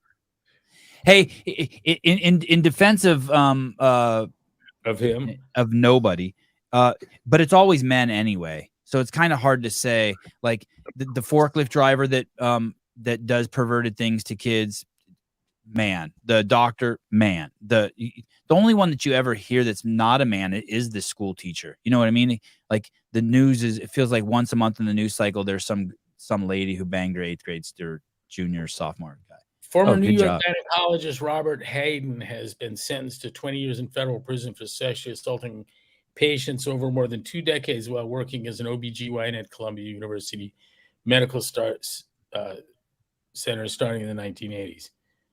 So he was doing the oral pap smear for decades. On college girls, dude. He's the UCLA campus on college girls. This is another guy. We're talking about the one that Greg read is different than this guy, James Heath. He was sentenced to 11 years too for abusing women as an OGBYN at the college. Wow. Damn. Someone in the comments said, my mom took me to, I wish I could find it. My mom took me to a pediatrician as a kid. When we walked outside, the bumper sticker said, I love goats. And I never went back to that pediatrician again. Oh, here it is. Kevin M. I had a male pediatrician and my mom saw his car. He had a bumper sticker that said, I love goats. We never went back. I don't quite get it. I don't either, but I'm okay with it, not getting it. And she took liberal. Jedediah Nelson from Barcelona. If the gynecologist can keep it real, so can the pediatrician. Keep it real. Man. You mean not be a dangerous predatory felon? Hey, going back to the guy for Jedediah, it's just a matter of a chink in his self-control. Right. Like there's all the gynecologists want to lick that thing, but most of them can do this. I don't think that's how that is. I don't think that's how that is. I don't think that's how it is either. I would worry as a gynecologist that I would see things that could ruin me for the concept. Right, right. Like you don't want to lick the one that you have back at home after something you see at work. Dude.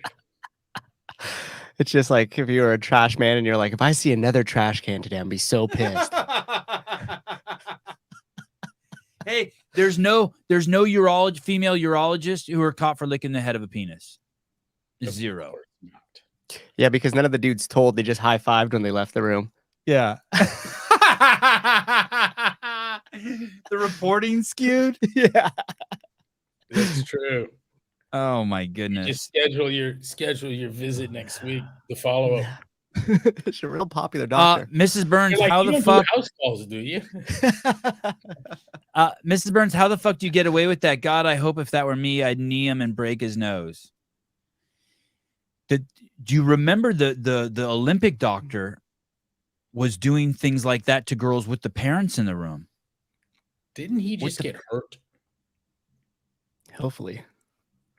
I think like dead hurt? No, I don't think dead, but I think someone caught up with him in prison. He might have lost an eye or something, or some other creep. Larry Nasser. Yeah, that's who was his name. You know, we had two girls on this show, Greg, back to back, unbeknownst to me. And when I started talking about their gymnastics careers, he was both of their doctors. Yeah, that was a trip. Yeah, super high level CrossFit athletes. Yeah, he was stabbed in prison, but remains in a stable condition. That was in July. He got poked. You know, 2 CrossFitting FBI agents were killed serving a arrest warrant on a pedophile in Florida. And Jim Wad had contacted DOJ down there and goes, hey, man, the federal policy on pedophiles is you go with a SWAT team. And I go, really? And he goes, yeah, that's the official policy. These kids fucked up. And the 2 that killed were both CrossFitters. Oh, and just a horrible story. But he shot through the door at him. And the point of the SWAT team is that they've figured out that pedophiles are waiting for the knock at the door. And when they see the knock at the door, they're going to kill themselves because they know that prison will get you worse. Right. And so they're not going. They probably live in a crazy deep state of paranoia. Oh, jeez. Paranoia. I mean, it's not paranoid. If it's like it's coming your way. Yeah, just a matter of time, right? Work for it. What'd you say? You worked for it. Oh, right. Right. Invited it. Yeah. I want to show you, ask you what you think about this as far as leadership goes. This is this guy on the left is the news anchor, and the lady on the right is the mayor of Oakland. And did you hear what happened over in Oakland? They missed that there was all this money available that the state was giving. California taxpayers had paid into this fund hundreds of millions of dollars, and cities could apply to get grants for that money to help their cities, right, with crime. And I don't know if you've been following what's going on in Oakland, but it's fallen into just pure chaos. Yeah. It's just it's like it's crazy. It's like how we used to think of like Mexico or Brazil. It's like Oakland's there now. Okay. Fucking.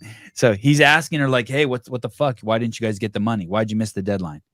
Oakland Mayor Sheng Tao redirects questions about missing the deadline for crucial city funding that would have brought millions of dollars to combat crime in Oakland. Tell me what you think about this leadership here. Kind of stuff that makes people so angry. Money that should be coming to Oakland, but some department, the EWDD, drops the ball. Is this emblematic of how the city is run? You know, that is a question for the city administrator, and he is open to answering that. We are having internal conversations as well to ensure that this doesn't happen again. But I would definitely urge you to reach out to the city administrator's office. You get the frustration, though, people saying, okay, go to this person, go to that person, just the frustration of millions of dollars that could be coming to your city? I hear the frustration. Again, we are having those very tough conversations internally. The city administrator manages the whole city, all the departments, and so he would be the key person to actually connect with around information around this. This is the kind of stuff that makes people so angry. Money that should be coming to Oakland, but some department, the EWDD, drops the ball. Is this emblematic of how this? Fucking crazy, right? That's the fucking mayor. Is she insinuating that the administrators handle all that kind of financial stuff and she couldn't? Yep, and that's on them. It was their fault, not hers. That could clearly be the case. But that's still not how you answer the question. You say, "Hey, I'd want to know too. Suppose it would be like the federal government to give you millions of dollars to combat crime, and it turns out they're just throwing BLM rallies, right? And like, okay, I'll pass on that, right? What money to fight crime? In what way? If the cops aren't getting any, I'm not interested. Mm-hmm. Right. Mm-hmm. A different subject, but that's also a different subject, right? It is, but it's more of the story that I'd like to hear. Right. Mm-hmm. Me too. Yeah. Hey, it might be to be sending out counselors instead of cops to incidents. It's very likely to be something like that, and that's not going to help shit. Oh, Kristen Kettler says it's for hiring Batman. Oh shit. Well, that makes more sense than what I would have thought they would do. Oh my God. Yeah, I think the great question though is where would the money have gone anyways? Like it's so bad. Did you see the other thing? The other weekend there was 78 break-ins in cars in just in that 48 period. 48-hour period in Oakland? In Oakland. Hey, and that means there were double that because people aren't most people don't report a car break-in. If someone broke my window, I would just take it and leave and exactly. Call the insurance and get it fixed. I'm not calling the cops, right? What are they going to do anyways? The only reason why you call the cops is if your insurance makes you to file a report to get your money back. Right. Chris Z, great point. No amount of money will change anything if the DA won't actually charge and convict criminals. That's for sure too. I mean, deterrence. Arrest is a deterrence only if there's a likelihood or some chance. It's proportionate to the chance of conviction. Mm-hmm. If you know it's catch and release, fuck it. I'm going to shoot someone in the head and turn around, put my hands behind my back, and then I'll be back at Oscar's Tacos for lunch. Yeah. Yep. I'd like to walk back that last statement I said. I want to apologize. Kyle, I stand corrected. In California, I'm pretty sure it's bat person. I apologize. Alex Peters, bat, they, them. Hey, do you see there was that in San Francisco? And he basically carried around I think it was like bear mace on the hip pocket and essentially a whistle, and would just hang out in the financial kind of mission district areas, like the real populated tourist areas in San Francisco, and just blow the whistle. And if he got approached, would spray people with bear mace that were breaking into cars. I think I did see some of that. You know what happened to him? What happened? He got arrested. Oh shit. Like for some kind of terrorism for using a chemical? Yeah, it was like some vigilante thing, and they're like, "Hey, that's the cops' job," and they're like, "Well, the cops aren't doing it," and they're like, "Well, either can you," and he got arrested. I could see it being a federal matter, and you having used a chemical on the population. He's doing chemical warfare, and it's a terrorism charge. Domestic terrorist. Yeah. He had American flag on him too, so he's probably one of those. He's one of those MAGA Proud Boys. Along those lines, I saw Candace Owens was on Patrick Bet David, and she was saying that she doesn't want to hear anyone complain about living in California or anyone. If you're in California, you've completely given up your right to complain about anything because you should have left there. And that you're a fucking idiot, basically. And I'm not. That's not hyperbole. She said basically you're a fucking idiot if you're raising your kids there because your kids are in danger. I should recuse myself from the discussion. Right. I know. Well, you're an Arizonian, clearly, 100%. But I'd like to push back on her a little bit on there. I'd like to propose the idea that, like, hey, you can pull your kids out of school. And you can also, there's a bit of a cowardice if you're leaving, you're basically forfeiting this great state to these fucking idiots. And there is a way to stay here and fight. That being said, Greg and I don't want to go into the details because it's too close to my family, but Greg and I did have a pretty serious conversation about what kind of dangers could be waiting for my kids based on other people. And like I've told you guys before, Greg and I have a mutual friend who the state of Washington tried to take her daughter, and he escaped to Idaho. And 2 years later, the daughter's like, "Oh my God, thank you so much for taking me out of Washington. That would have been a huge mistake."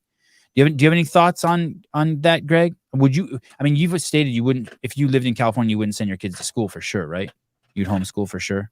Absolutely. There's no chance. There's no chance. I don't know of a public or private school that I'm interested in at this point. Yeah, it's got like that. Yeah. Because of not even necessarily the school system. Maybe you go to a great school and it has all the values you have, but some counselor could say something to someone, and next thing you know, Child Protective Services in California is coming to your house to get your kids. We have a mutual friend who he's got 3 daughters, and the school that he's sending his kids to is one of the base's campuses, and it was ranked in a top 100 of all schools in the United States. It's a charter school, and his girl's she's a good girl, and she's always been. All the kids are really good. These are just super good straight A students. But the oldest one night wasn't going to do homework or study for finals, and basically, you can't make me, and had some preteen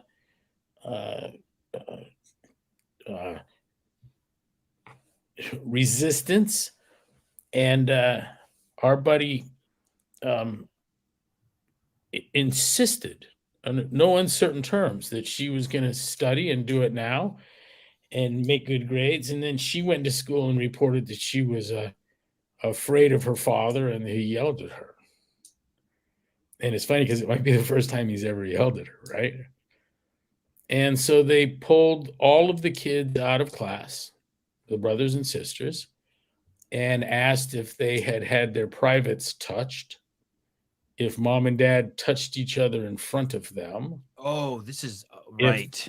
If the family, if anyone was on drugs, and do they drink? Do they smoke weed? Just grilled them, all of them, including the one's in her preteen, and the youngest is early elementary school. But they all got this interview, and he was away on business at the time, and they wanted to talk to the mom. He told mom, "Wait till I get there," but he went armed to the teeth and really upset. And when he got there, the school told him, "Relax, it's nothing. We got to the bottom of it, and there's no problem." But there is a problem. And the problem is what they sat down and asked those kids. Right. Mm-hmm. Right. And that can't be undone. Right. That can't be undone. I told him I wouldn't go down to the school without a lawyer, and I'd probably file suit at the same time. Serve them. I had forgotten about that one. I was thinking about the other one. I forgot about that one. Yeah, that shit is crazy. These are perfect parents and perfect kids. His kids, everywhere they go, they just want to know, so what are the rules, right? And Yep. We're at the airport, and there were some rules on the wall. And he's like, "Look, hon, rules." And she runs over and is reading them and learning the rules. I mean, they're just good kids, and they've had no problems of any sort in the household. But she got upset enough with her dad yelling at her that she told her teacher that dad lost control and scared me, made me do homework. And that reaction set off a firestorm. The school was, he said, almost apologetic. Almost apologetic. Apology not accepted. Did me no good at all. You pull my 6-year-old into class and ask if mom and dad into the office and ask if mom and dad have touched your privates, and I want to kill you. Right. Yeah. Right. Hey, but all of them are primed for a witch hunt. with how much stuff is in the media and everything else, they all, everybody's looking to be that one, hero. And so she probably said a buzzword, and since that was already primed in the teacher's mind, she's like, this is my opportunity. Here we go. This kid needs saving. Yep. We went to get passports the other day at the post office here in Santa Cruz, and we had our 3 kids there and getting passports for my wife and I and the 3 kids. And the guy basically said, when people apply for passports, we got to like ask some questions about the kids. I mean, I can clearly tell that you're good parents and that these are good kids, but we're supposed to look out and make sure to see like if there's anything weird about the passports and the kids. And I'm like, what the fuck is going on? And you can't say anything, right? You just got to be there like and just take it. But they talk to the kids. Oh yeah, he jokingly said to Avi, "Do you have good parents?" And Avi's like, "Yeah, I have good parents." I'm just like, wow. It's like, yeah. You figured if they had to do some sort of interrogation, they'd be a little bit more skillful, like ask you a handful of questions to kind of narrow in as to like, whatever they're trying to dissect, and then turn and ask a kid a very harmless, simple question that would corroborate what you just said. How about don't ask me any questions? You're a fucking postal worker just giving out fucking passports. You know what I mean? Just let me get my passport for my kid. I mean, I don't need it. It reminds me of Greg wanting to build a second story in his house and the city saying why. Yeah. Like why are you involved in this? Because my buddy needs work. I mean, like, what the fuck is the? Yeah. Hey, you can't even go get your money out, man. Go try to get $10,000 out of the bank. What do you need it for, sir? Fuck you. It's my money. Even in the States, they do that. Yeah. Yeah, you make a $10,000 withdrawal, and there's going to be a paper trail. There's going to be some forms are going to be filled out and sent away. Mm-hmm. An acquaintance of mine, a New York City assistant district attorney, was threatened with having his 11-year-old daughter removed because he wouldn't affirm her gender confusion. Holy shit! Public school initiated. Yeah, dude, these stories are everywhere. It's so funny too. People, my liberal friends are like, "Hey, I don't know why you're getting all bent out of shape about this. These are isolated incidences." I'm like, dude, 48 rapes by men in women's prison, by men who've been put in women's prisons. That's not isolated. It's isolated to the prisons with men in them. Yeah. In the women's section. Yeah. Oh shit! Now he's on probation, and his daughter runs him. Wow. You get that? What he's saying? What that means? Yeah. Wow. Hey, going back to the original, like you said, the Candace Owens thing, she kind of used the North Star as the whole point is to attack the nuclear family. And so by having these things where we could separate kids from parents that are minors, to question them, to pin them against their parents, is kind of going back to the breaking apart or setting that wedge between parents and kids. And like Greg was saying, the preteens, I mean, everybody's going to have the bout of that. You kind of go to the dark side of the moon, right? As that teenager adolescence, and you do crazy shit. You're not, your mind isn't developed there in the place where you could have a logical line of thinking. And so if the schools are setting up things where they could insert themselves to be that wedge, then that's just another step to kind of what Candace Owens was saying, is that, hey, the only thing you have to focus on is ways that the families are being broken apart, and everything else kind of falls into play once we've separated parents' authority and autonomy over their children. Yeah, Hillary's "It Takes a Village to Raise a Child" was really just soft pedaling the village wants your children. And that's where we're at. I mean, I like that there's a national debate now as to whether parents should have have reasonable inputs into the school curriculum. In the schools, the teachers union's position is that you really don't have inputs. You're not trained educators. Mm-hmm. They're talking about putting climate change into the curriculum in Washington State. I saw. Oh, it's in there.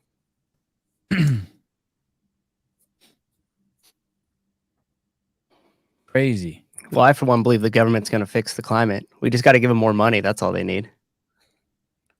Maybe more control too. Let's give them a little more control, a little more money. I think they'd solve it. Once you phrase it like that, I don't understand how anyone falls for it anymore. Once you say, hey, they want to raise taxes in order to fight climate change, and everyone's like, yeah, smart people are like, yeah, of course, let's do that. Yeah. Let's charge more. And it's like, wait a second, but what are you going to spend the money on? Government is absolutely terrible with deploying capital. I mean, you could see it go to the DMV. I mean, look, I had to get deputized to officiate that marriage. And there was no simple way to do it. You couldn't do it through the internet. I couldn't pay through a portal. Like, I mean, it is so slow to accomplish anything, and you're 100% on their time. And that's just because there's no incentive for them to go faster. If the free market isn't deciding whether your service is valuable or not, and if you give a level 1 service or a level 10 service and you still get more money funneled into your institution every single year, there's no incentive to have it. And then now the market's not deciding. It's just, hey, shut up, take your number, go wait in that line over there. Yes. Jake Chapman, I'm on the PTA at my school. Get involved. I think Eaton Beaver's on his school board, right? I think that makes him a terrorist. Well, he's fighting back. Thank you. My laundry came back. Hold on. Yeah, take your time. Wonderful. Chris Z, more taxes equals gooder weather is such a Ralph Wiggum train of thought. Lindsay W, homeschool for the win. We done what we I had this thought about homeschooling that I want to run by Greg in regards to, if you hire someone to teach your kids at home, I don't think it's really homeschooling. I think you're missing the point of homeschooling. I think homeschooling is really, it might even be a misnomer. I think the term is raise your own kids. It might not even be right, because I know people who are homeschooling, but they've hired people to take care of their kids, and meaning like to put. What do their you mean kids, hired? Like, because I just imagine it. I would just equivalent the same thing that you do. Like, you're not a black belt in jiu-jitsu. You right? Bring somebody who's a black belt to jiu-jitsu in. Your kids learning. They're under your supervision, under your roof. Totally. I think that. Okay. Thank you very much. Great question. Hey, Greg. When I think of homeschooling, also I think of like.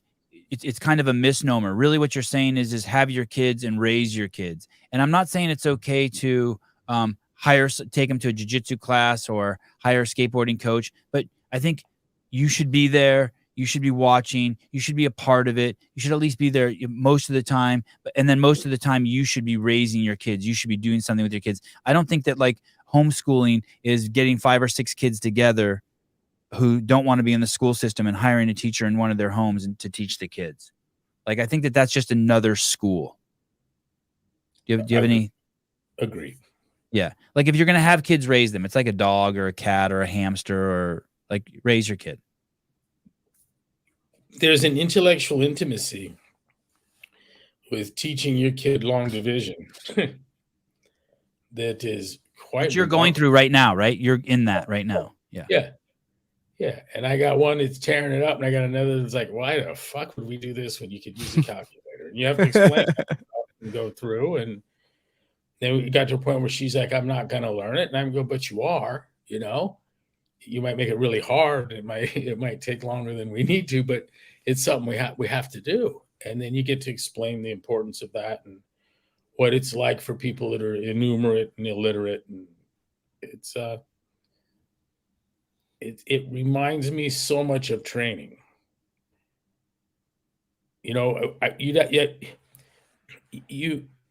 I remember someone asked me once when I was tutoring, when am I going to ever use this? And I looked at the kid, and he was a D student and having trouble. And most of the students I got to tutor were A students. This kid was one of the others. And I told him that I understand your question, and the way you're going, there's probably an outstanding chance you're never going to use it, but that's a tragedy. But it's almost like asking, when is it that I'm ever going to need to do a jumping jack? How's that going to save my life? Where am I going to use these? Or a push-up or a sit-up? And we do these things because it's exercise for the body and it's exercise for the brain. And it's fulfilling your potential, creating a potential, and making you a complete human being. The question's poorly conceived. So we're all learning long division. Yeah. I wish I could articulate it, but there's also places where I've learned math where I'm not necessarily using the math skills that I've learned in the past, but there's a contribution to what I learned to the way I think. There's a there's a Sven diagram, kind of like it's like I exercised that muscle in my brain that did the math, and so I have that muscle and I can utilize it for other things. That's exactly right. That's why I liken it to the push-up. Yeah. If you were ever proned out and wanted to come up, it's unlikely that you would first press to a plank and then bring a foot up. There's a more natural, faster movement. And so it may lack practical applications in any kind of exact sense, precise sense, but it is undoubtedly developmental and would aid other things beyond the push-up move itself. Heidi Kroom, thanks, Sevi. Who will pay my rent? I don't have an answer for you. Montessori school, the people are everywhere. The people. The people that you don't want to be around your kids are at this point in your life are everywhere, is what I'm saying. I guess it also depends on what state you're in. But I agree with Greg's sentiment. In California, there probably isn't a school that's there isn't a school where you probably shouldn't be worried about what your kids are being taught or who's influencing your kids in a way that's not like they're going to teach them that it's okay to eat carbs. Worse than that. It's something deeper than that. They're going to poison their way of thinking. They're going to possibly they're going to intersect on the development of their brain in a way that will preoccupy the rest of their life unraveling. Yeah. I mean, think about it. It's the framework of the way. It's not what necessarily is taught, although you can make the argument for that too, but it's how it's taught, right? So if you have, and I've talked about this a couple of times, like once they've taken Socratic method out of the way that school is being taught, then you're no longer teaching individuals to think.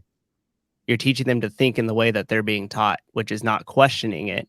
And now, by the way, it's being a step further where if you really question some of the beliefs, you'll be outcasted, right? Or they'll call mom and dad or something like that. So now you don't even have the ability to critically question, which then drives the critical thinking muscle, so to speak, right? Because you'll be outcasted by it. For example, they will ask you what your gender is without even explaining to you that it's not real first.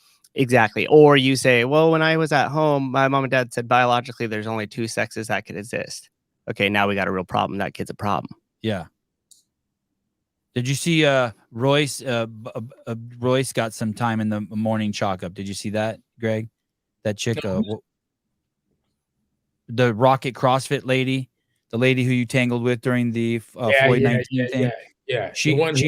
The one who sent me an email, I responded to it. Then she heavily edited what she sent me and published it. Yes. Yeah. Alyssa Royce. Yeah, she has chimed in on some Morning Chalk Up article where she's pushing for genderless bars, because if you have a male bar and a female bar, you're insinuating that there's only two genders. She wants, hey, God, the Morning Chalk Up is just like, I don't know how it's even treading water. By putting inflammatory articles like this, so they at least to get some engagement, get some attention. Yeah. Thank you, Coffee Papa, Mountain Mama. Thanks to Sevi and Greg talking about homeschool. We took our son out of public school this year, and he's in a Christian homeschool co-op, and it's amazing. He never liked school before now. Are you guys Christian? I'd put my kid. I'm not Christian, and I would put my kid in a Christian school if that'd be the first place I'd go if I was going to put him in a school. Go straight to a fucking religious school. And here's the thing. A lot of people are pushing back and they say stuff like, hey, the religious motherfuckers are just as fucking bad and they're molesting people and hurting kids and blah, blah. You're missing the point if that's what you're saying. I agree. There's bad people everywhere. It's not those religious schools that are trying to normalize this behavior to kids. That's you have to really be able to see the distinction. There are bad people everywhere. I get it. Anywhere there's men, there's a pervert. I get it. I understand it. I have a full grasp and understanding of how we operate. That being said, I don't want a community that's trying to normalize force feeding drugs on my kids, or giving kids autonomy over themselves in terms of chopping off their genitalia or allowing men to molest the kids. I have no interest in normalizing that at all. I want those people to be scared and hiding. and if you are doing that at the church, you are scared and you're hiding. And I prefer you're like that. I don't want to normalize it. I'm not trying to legalize. I'm not trying to fix pedophilia by legalizing it. I'd rather my kids come home and want to know, how the hell did he turn water into wine? Sounds like bullshit. Is that even possible? I'd rather have discussions that look like that than hear about that our sex is completely, notice I didn't use the word gender, that our sex is entirely arbitrary, that it's a mental construct.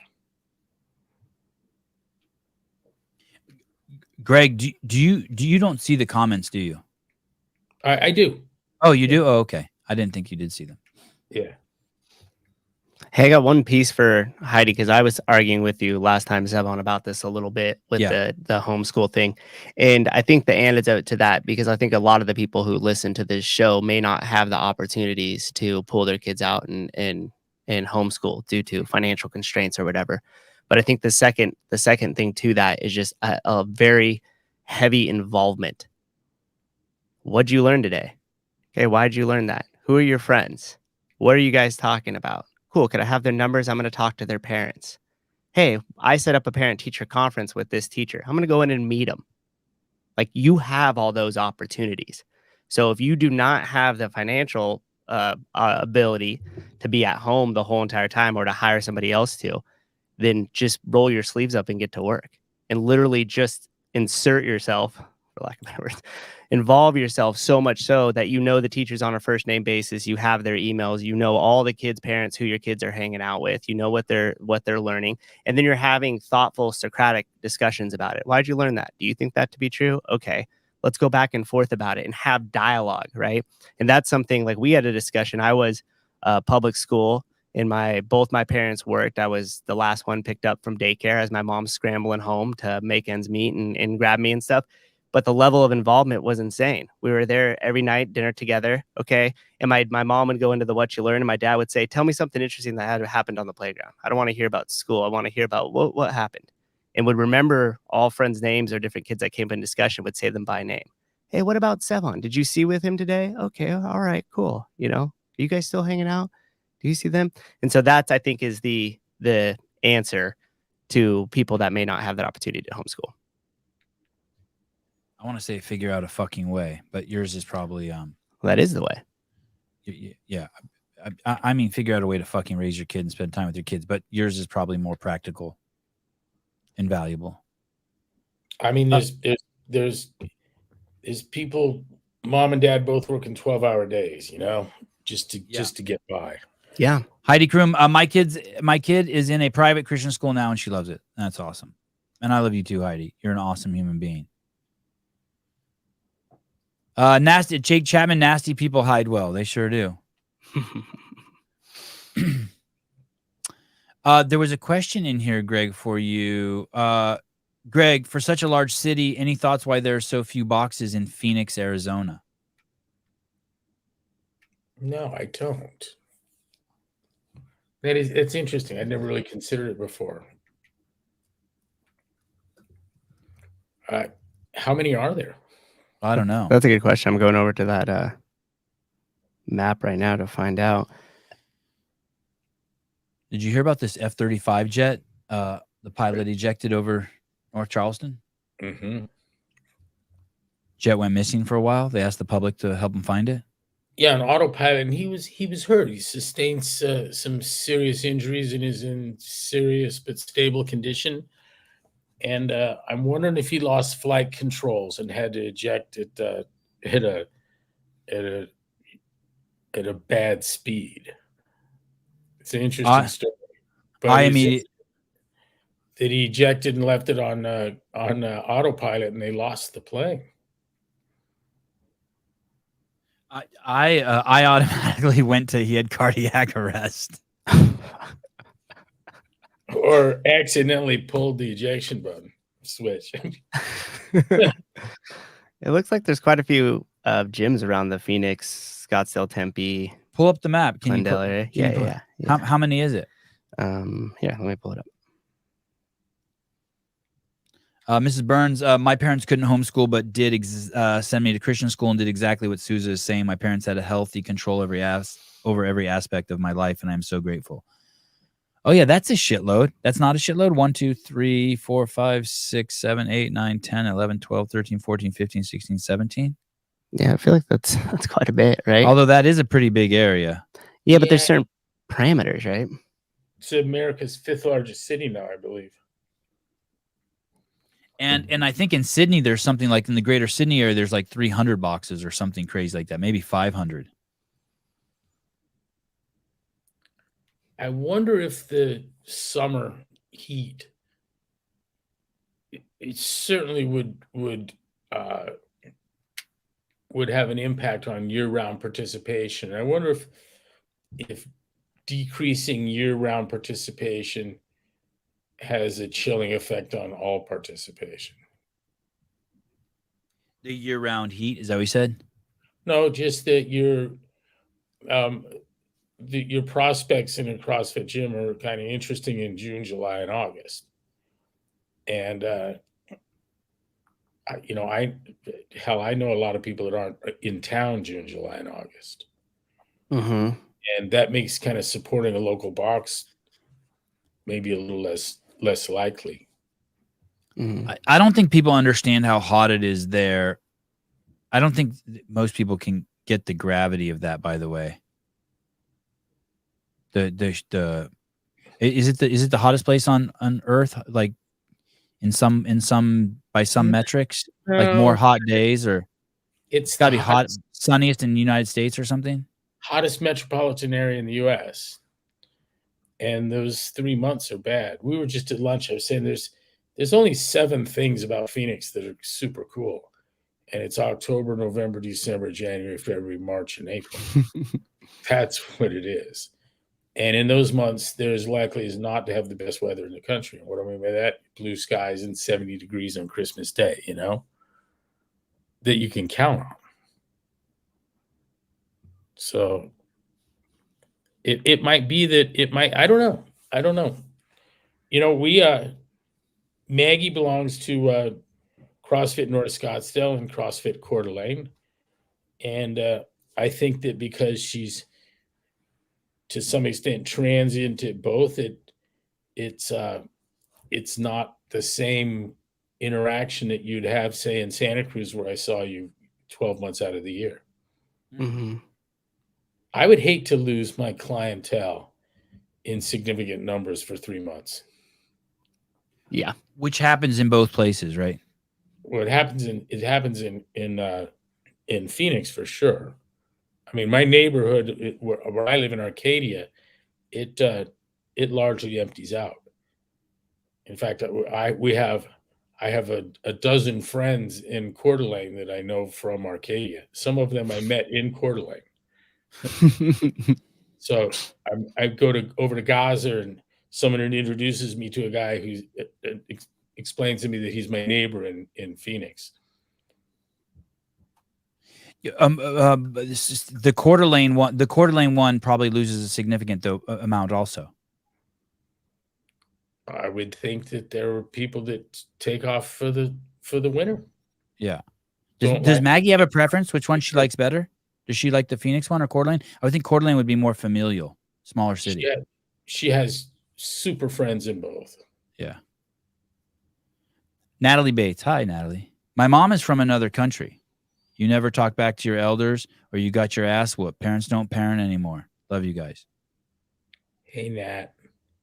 Yeah, I police it way more with my wife than with me. I will come flying out of a bedroom somewhere. If I hear my wife say something to the kids, like, go wash your hands, and I don't hear a yes, mom, I'll come fucking marching in the room. Like, quick. Like, hey, what the fuck? Your mom just said something to you. And they jump to attention. Jeanette Hines, cool picture. Jeez, that's a really cool picture.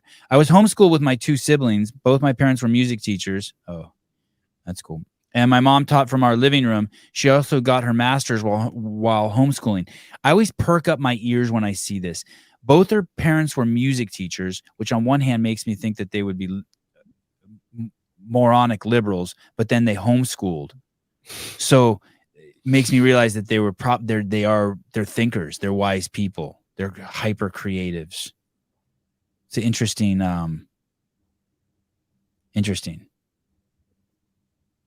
They can track a January 6th Facebook post, but not a $3 billion jet.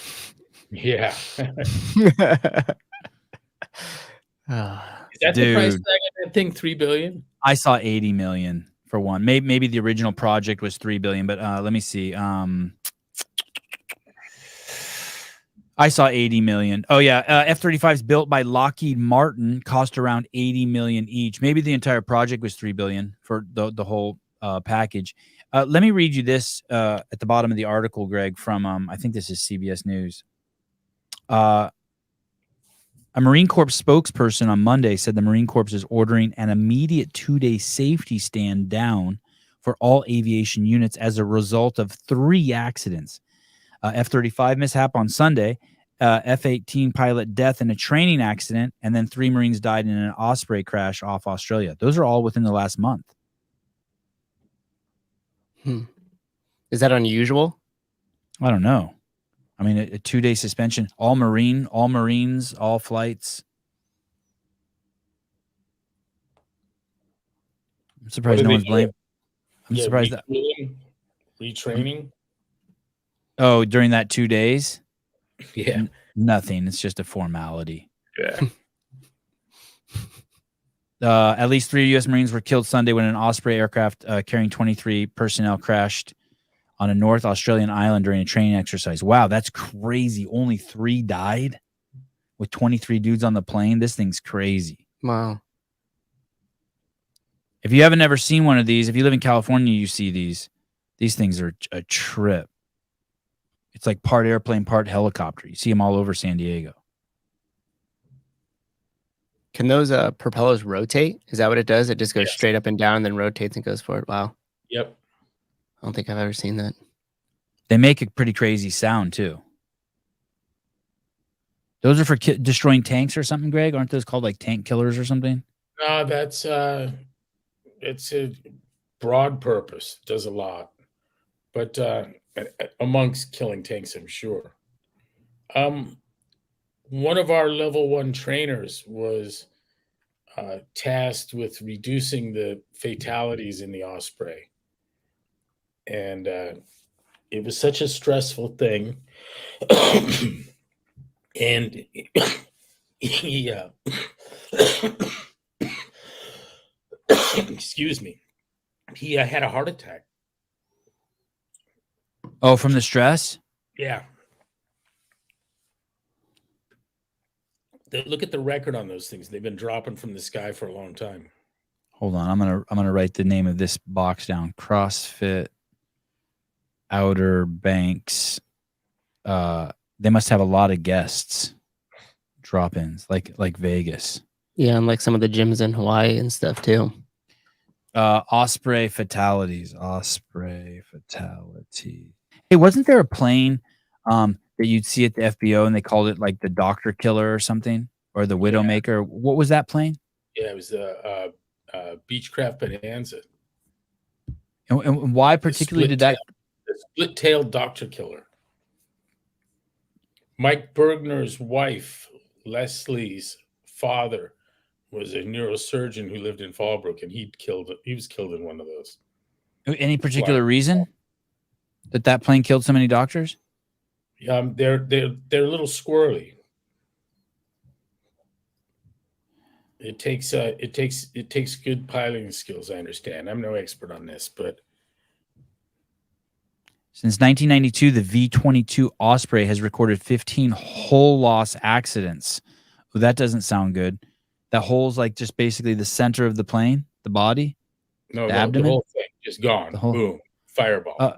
Resulting in 53 reported fatalities, including the most recent crash on Melville Island. The crashes occurred during testing exercise and during combat. Wow. Man.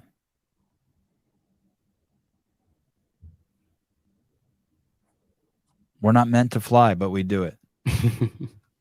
We fly. You ever had any did you ever think about getting your pilot's license, Greg, since you own a plane? Briefly. You do think you could land it though in a pinch, right? If your pilot went dead? No, I'm not sure I could. Oh fuck. That's one of those stories I tell myself whenever I'm flying with Greg. Greg will land it if something happens. There's a YouTube video. It's the Fuck that audio story, only. But it's the one they made the movie out of. But it's a guy sits up in the front seat with the pilot, and shortly after takeoff, the pilot croaks, just falls over dead. And man, the poor guy sitting passenger lands the thing, and just to ruin the movie and the story for everyone, he does an absolutely perfect landing, but he has fundamentally no flying experience. And he's there 20 minutes just trying to stop it from climbing where it would have stalled out and fallen to earth. But there's no one that they can put on that actually believes that the pilot's dead and that he wasn't the co-pilot. You know, he has to explain that to each person new. It's really, and he's got a great attitude about it, and in a great accent. And you don't seem to understand this thing. You know, what I'm doing. And the pilot, he's gone. He's telling him he's gone. He has to get his wife to help pull him out of the seat so he can control the thing. Oh, it was just horrible. Holy shit. But he pulled it off. And so that's my exposure. I don't know if I could have done that. Clock 80 to 100 million, depending on the type. F-35C is closer to 100. That's the one with all the bells and whistles, good stereo and shit. An estimate floating around now is that the entire program will cost 1.7 trillion over the course of the F-35's service. That's the Warthog that kills tanks. All right. Yes. Let me see what that thing looks like. Warthog. Oh, that's not exactly what I meant. You got the animal too, huh? Yeah. Oh, okay. I recognize that thing too. What'd you say, Greg? Put A10 with that. Warthog A10. Yeah. I recognize this thing. I've seen these over.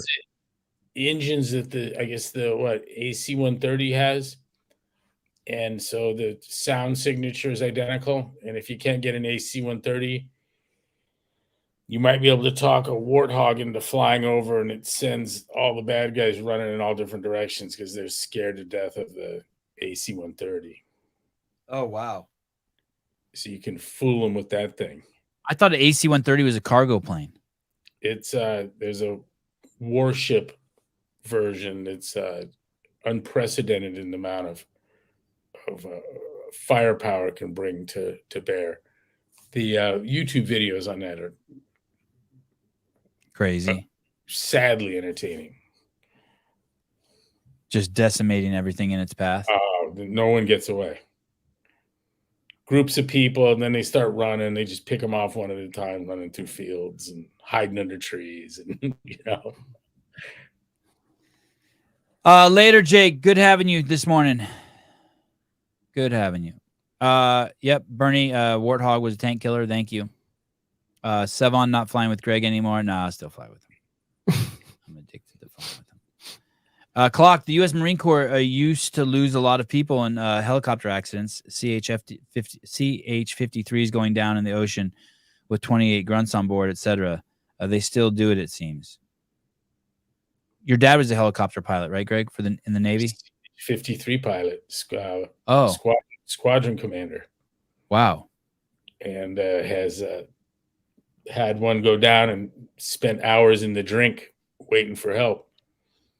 Oh, your dad did? Yeah, between Catalina and San Diego. Was your dad flying? Yeah, spent 2-3 hours in the water. Oh shit!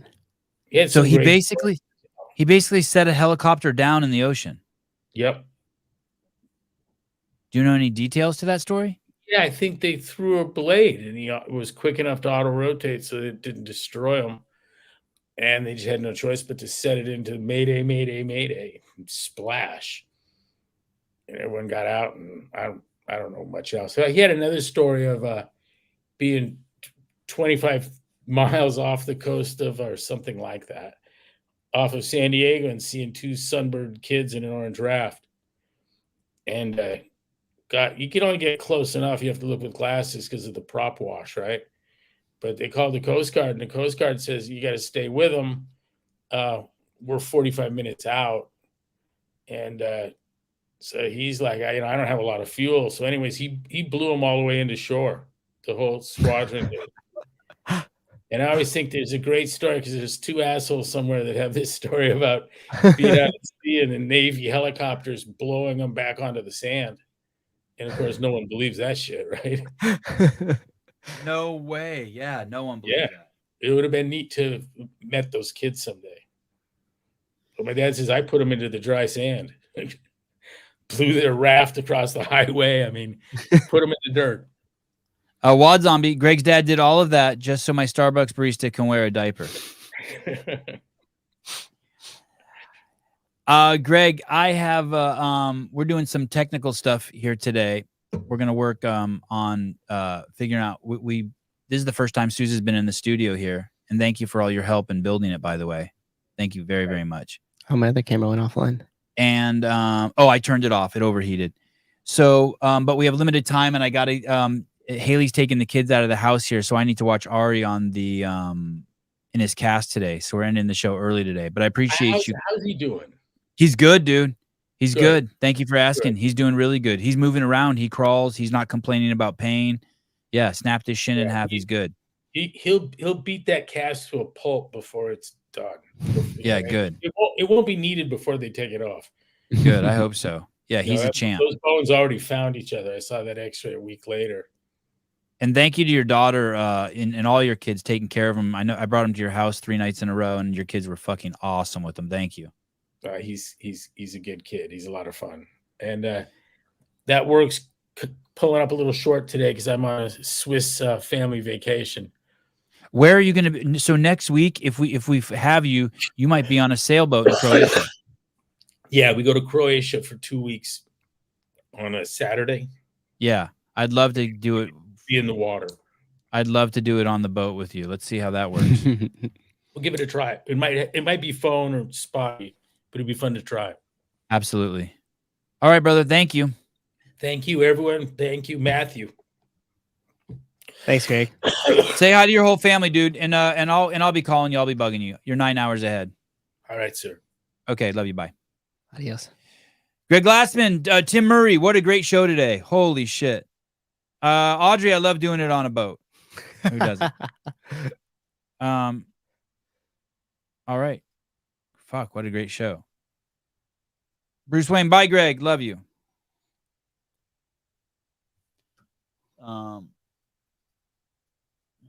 I love being in the studio with you so much more. Oh, really? That's good to hear. Yeah. I feel like it, when we were in here last time with Hiller and stuff like that, it feels so much more like, I mean, even though I'm looking at you on the screen right now, but I could like hear you, or when I was sitting on the couch, it feels so much more like natural. I feel like it's easier just to like conversate a little bit easier. Conversate. Yeah. Convert. Yeah. Convert all that. Yeah. Hey, so the A67s are not overheating. Oh, I should call my wife real quick and tell her she can, get on with the day. Yeah, basically, like while we do this. So basically, for if you guys don't know, basically what we're doing today is we are working. We're setting up test runs with J.R. Howell for Crash Crucible to see how we're going to stream that, which I'm fucking so excited about. And so that's another reason why we had to end the show early, because we're going to be practicing doing all sorts of setups. So you might see us go live, by the way, later today. Just doing testing, and if you do, you're welcome to join us. We're going to try hardwiring cameras. We got a bunch of new equipment to hardwire cell phones to routers, so that it'll be like Zelos games, but a much, much, much better picture. But that means my wife has to take the boys skateboarding today, and that means that Bluetooth device attempting to pair, please click the pairing code. I don't see the pairing code. Dismiss. Try again. What are you doing? Hello? Setting something up over there? I'm trying to hook because I had to. Let me see what the fuck's going on here. Anyway, fuck it. I'll call my wife on this phone. I just got to let her know that she can split. Oh, what is the date of the Crash Crucible? I am not sure. Maybe October 13th, 14th. Oh, October 13th, 14th, and 15th. Mm-hmm. It's on our calendar. You see Are you looking at the guest comment who we invited on earlier today? Yeah, I just seen it because my texts don't pop up on this computer yet. So I Tell him, don't be a pussy. Everything's good at the gym too. Your wife can do the splits? Probably. She can do these nuts. Oh, she must be in the car already. All right, guys. We're going off the air. We'll be running tests for the next 3 or 4 hours. If you see us pop up, we're going to be running all sorts of cameras and stuff. Some of the tests will be private. We'll probably do at least one public with J.R. Howell all the way in the Carolinas. Oh, I wonder if JR would invite Tim as a special guest for the competition. I hope the momentum can continue. Yeah, what a stud too, right? What a class act that guy is. All right, love you guys. See you tomorrow. Oh, let me tell you who we have on tomorrow. Is it Karen Thompson? Karen, yep. Karen Thompson's coming on tomorrow. She's the former director of the CrossFit Health Program that was Greg's pet project, which is the one that everyone grew to love. She is no longer with CrossFit, but she's still doing stuff. She's throwing a huge conference, and we'll have her on tomorrow to talk about that. Everyone's invited. It adds CEUs for coaches, for L1 coaches. Yep. L2, all the whole shebang. It is affiliated with CrossFit. And she's also the author of a book called Sugar Free Revolution. She might be the most well-connected person I know sort of in the true health space with doctors, professors, lawyers, anyone who's like fighting the good fight on the front lines for the diabolical diseases and big pharma, big sugar, big food that's all misleading people into being unhealthy. She's kind of she knows more people in that kind of world than anyone I know. Anyway, talk to you guys soon.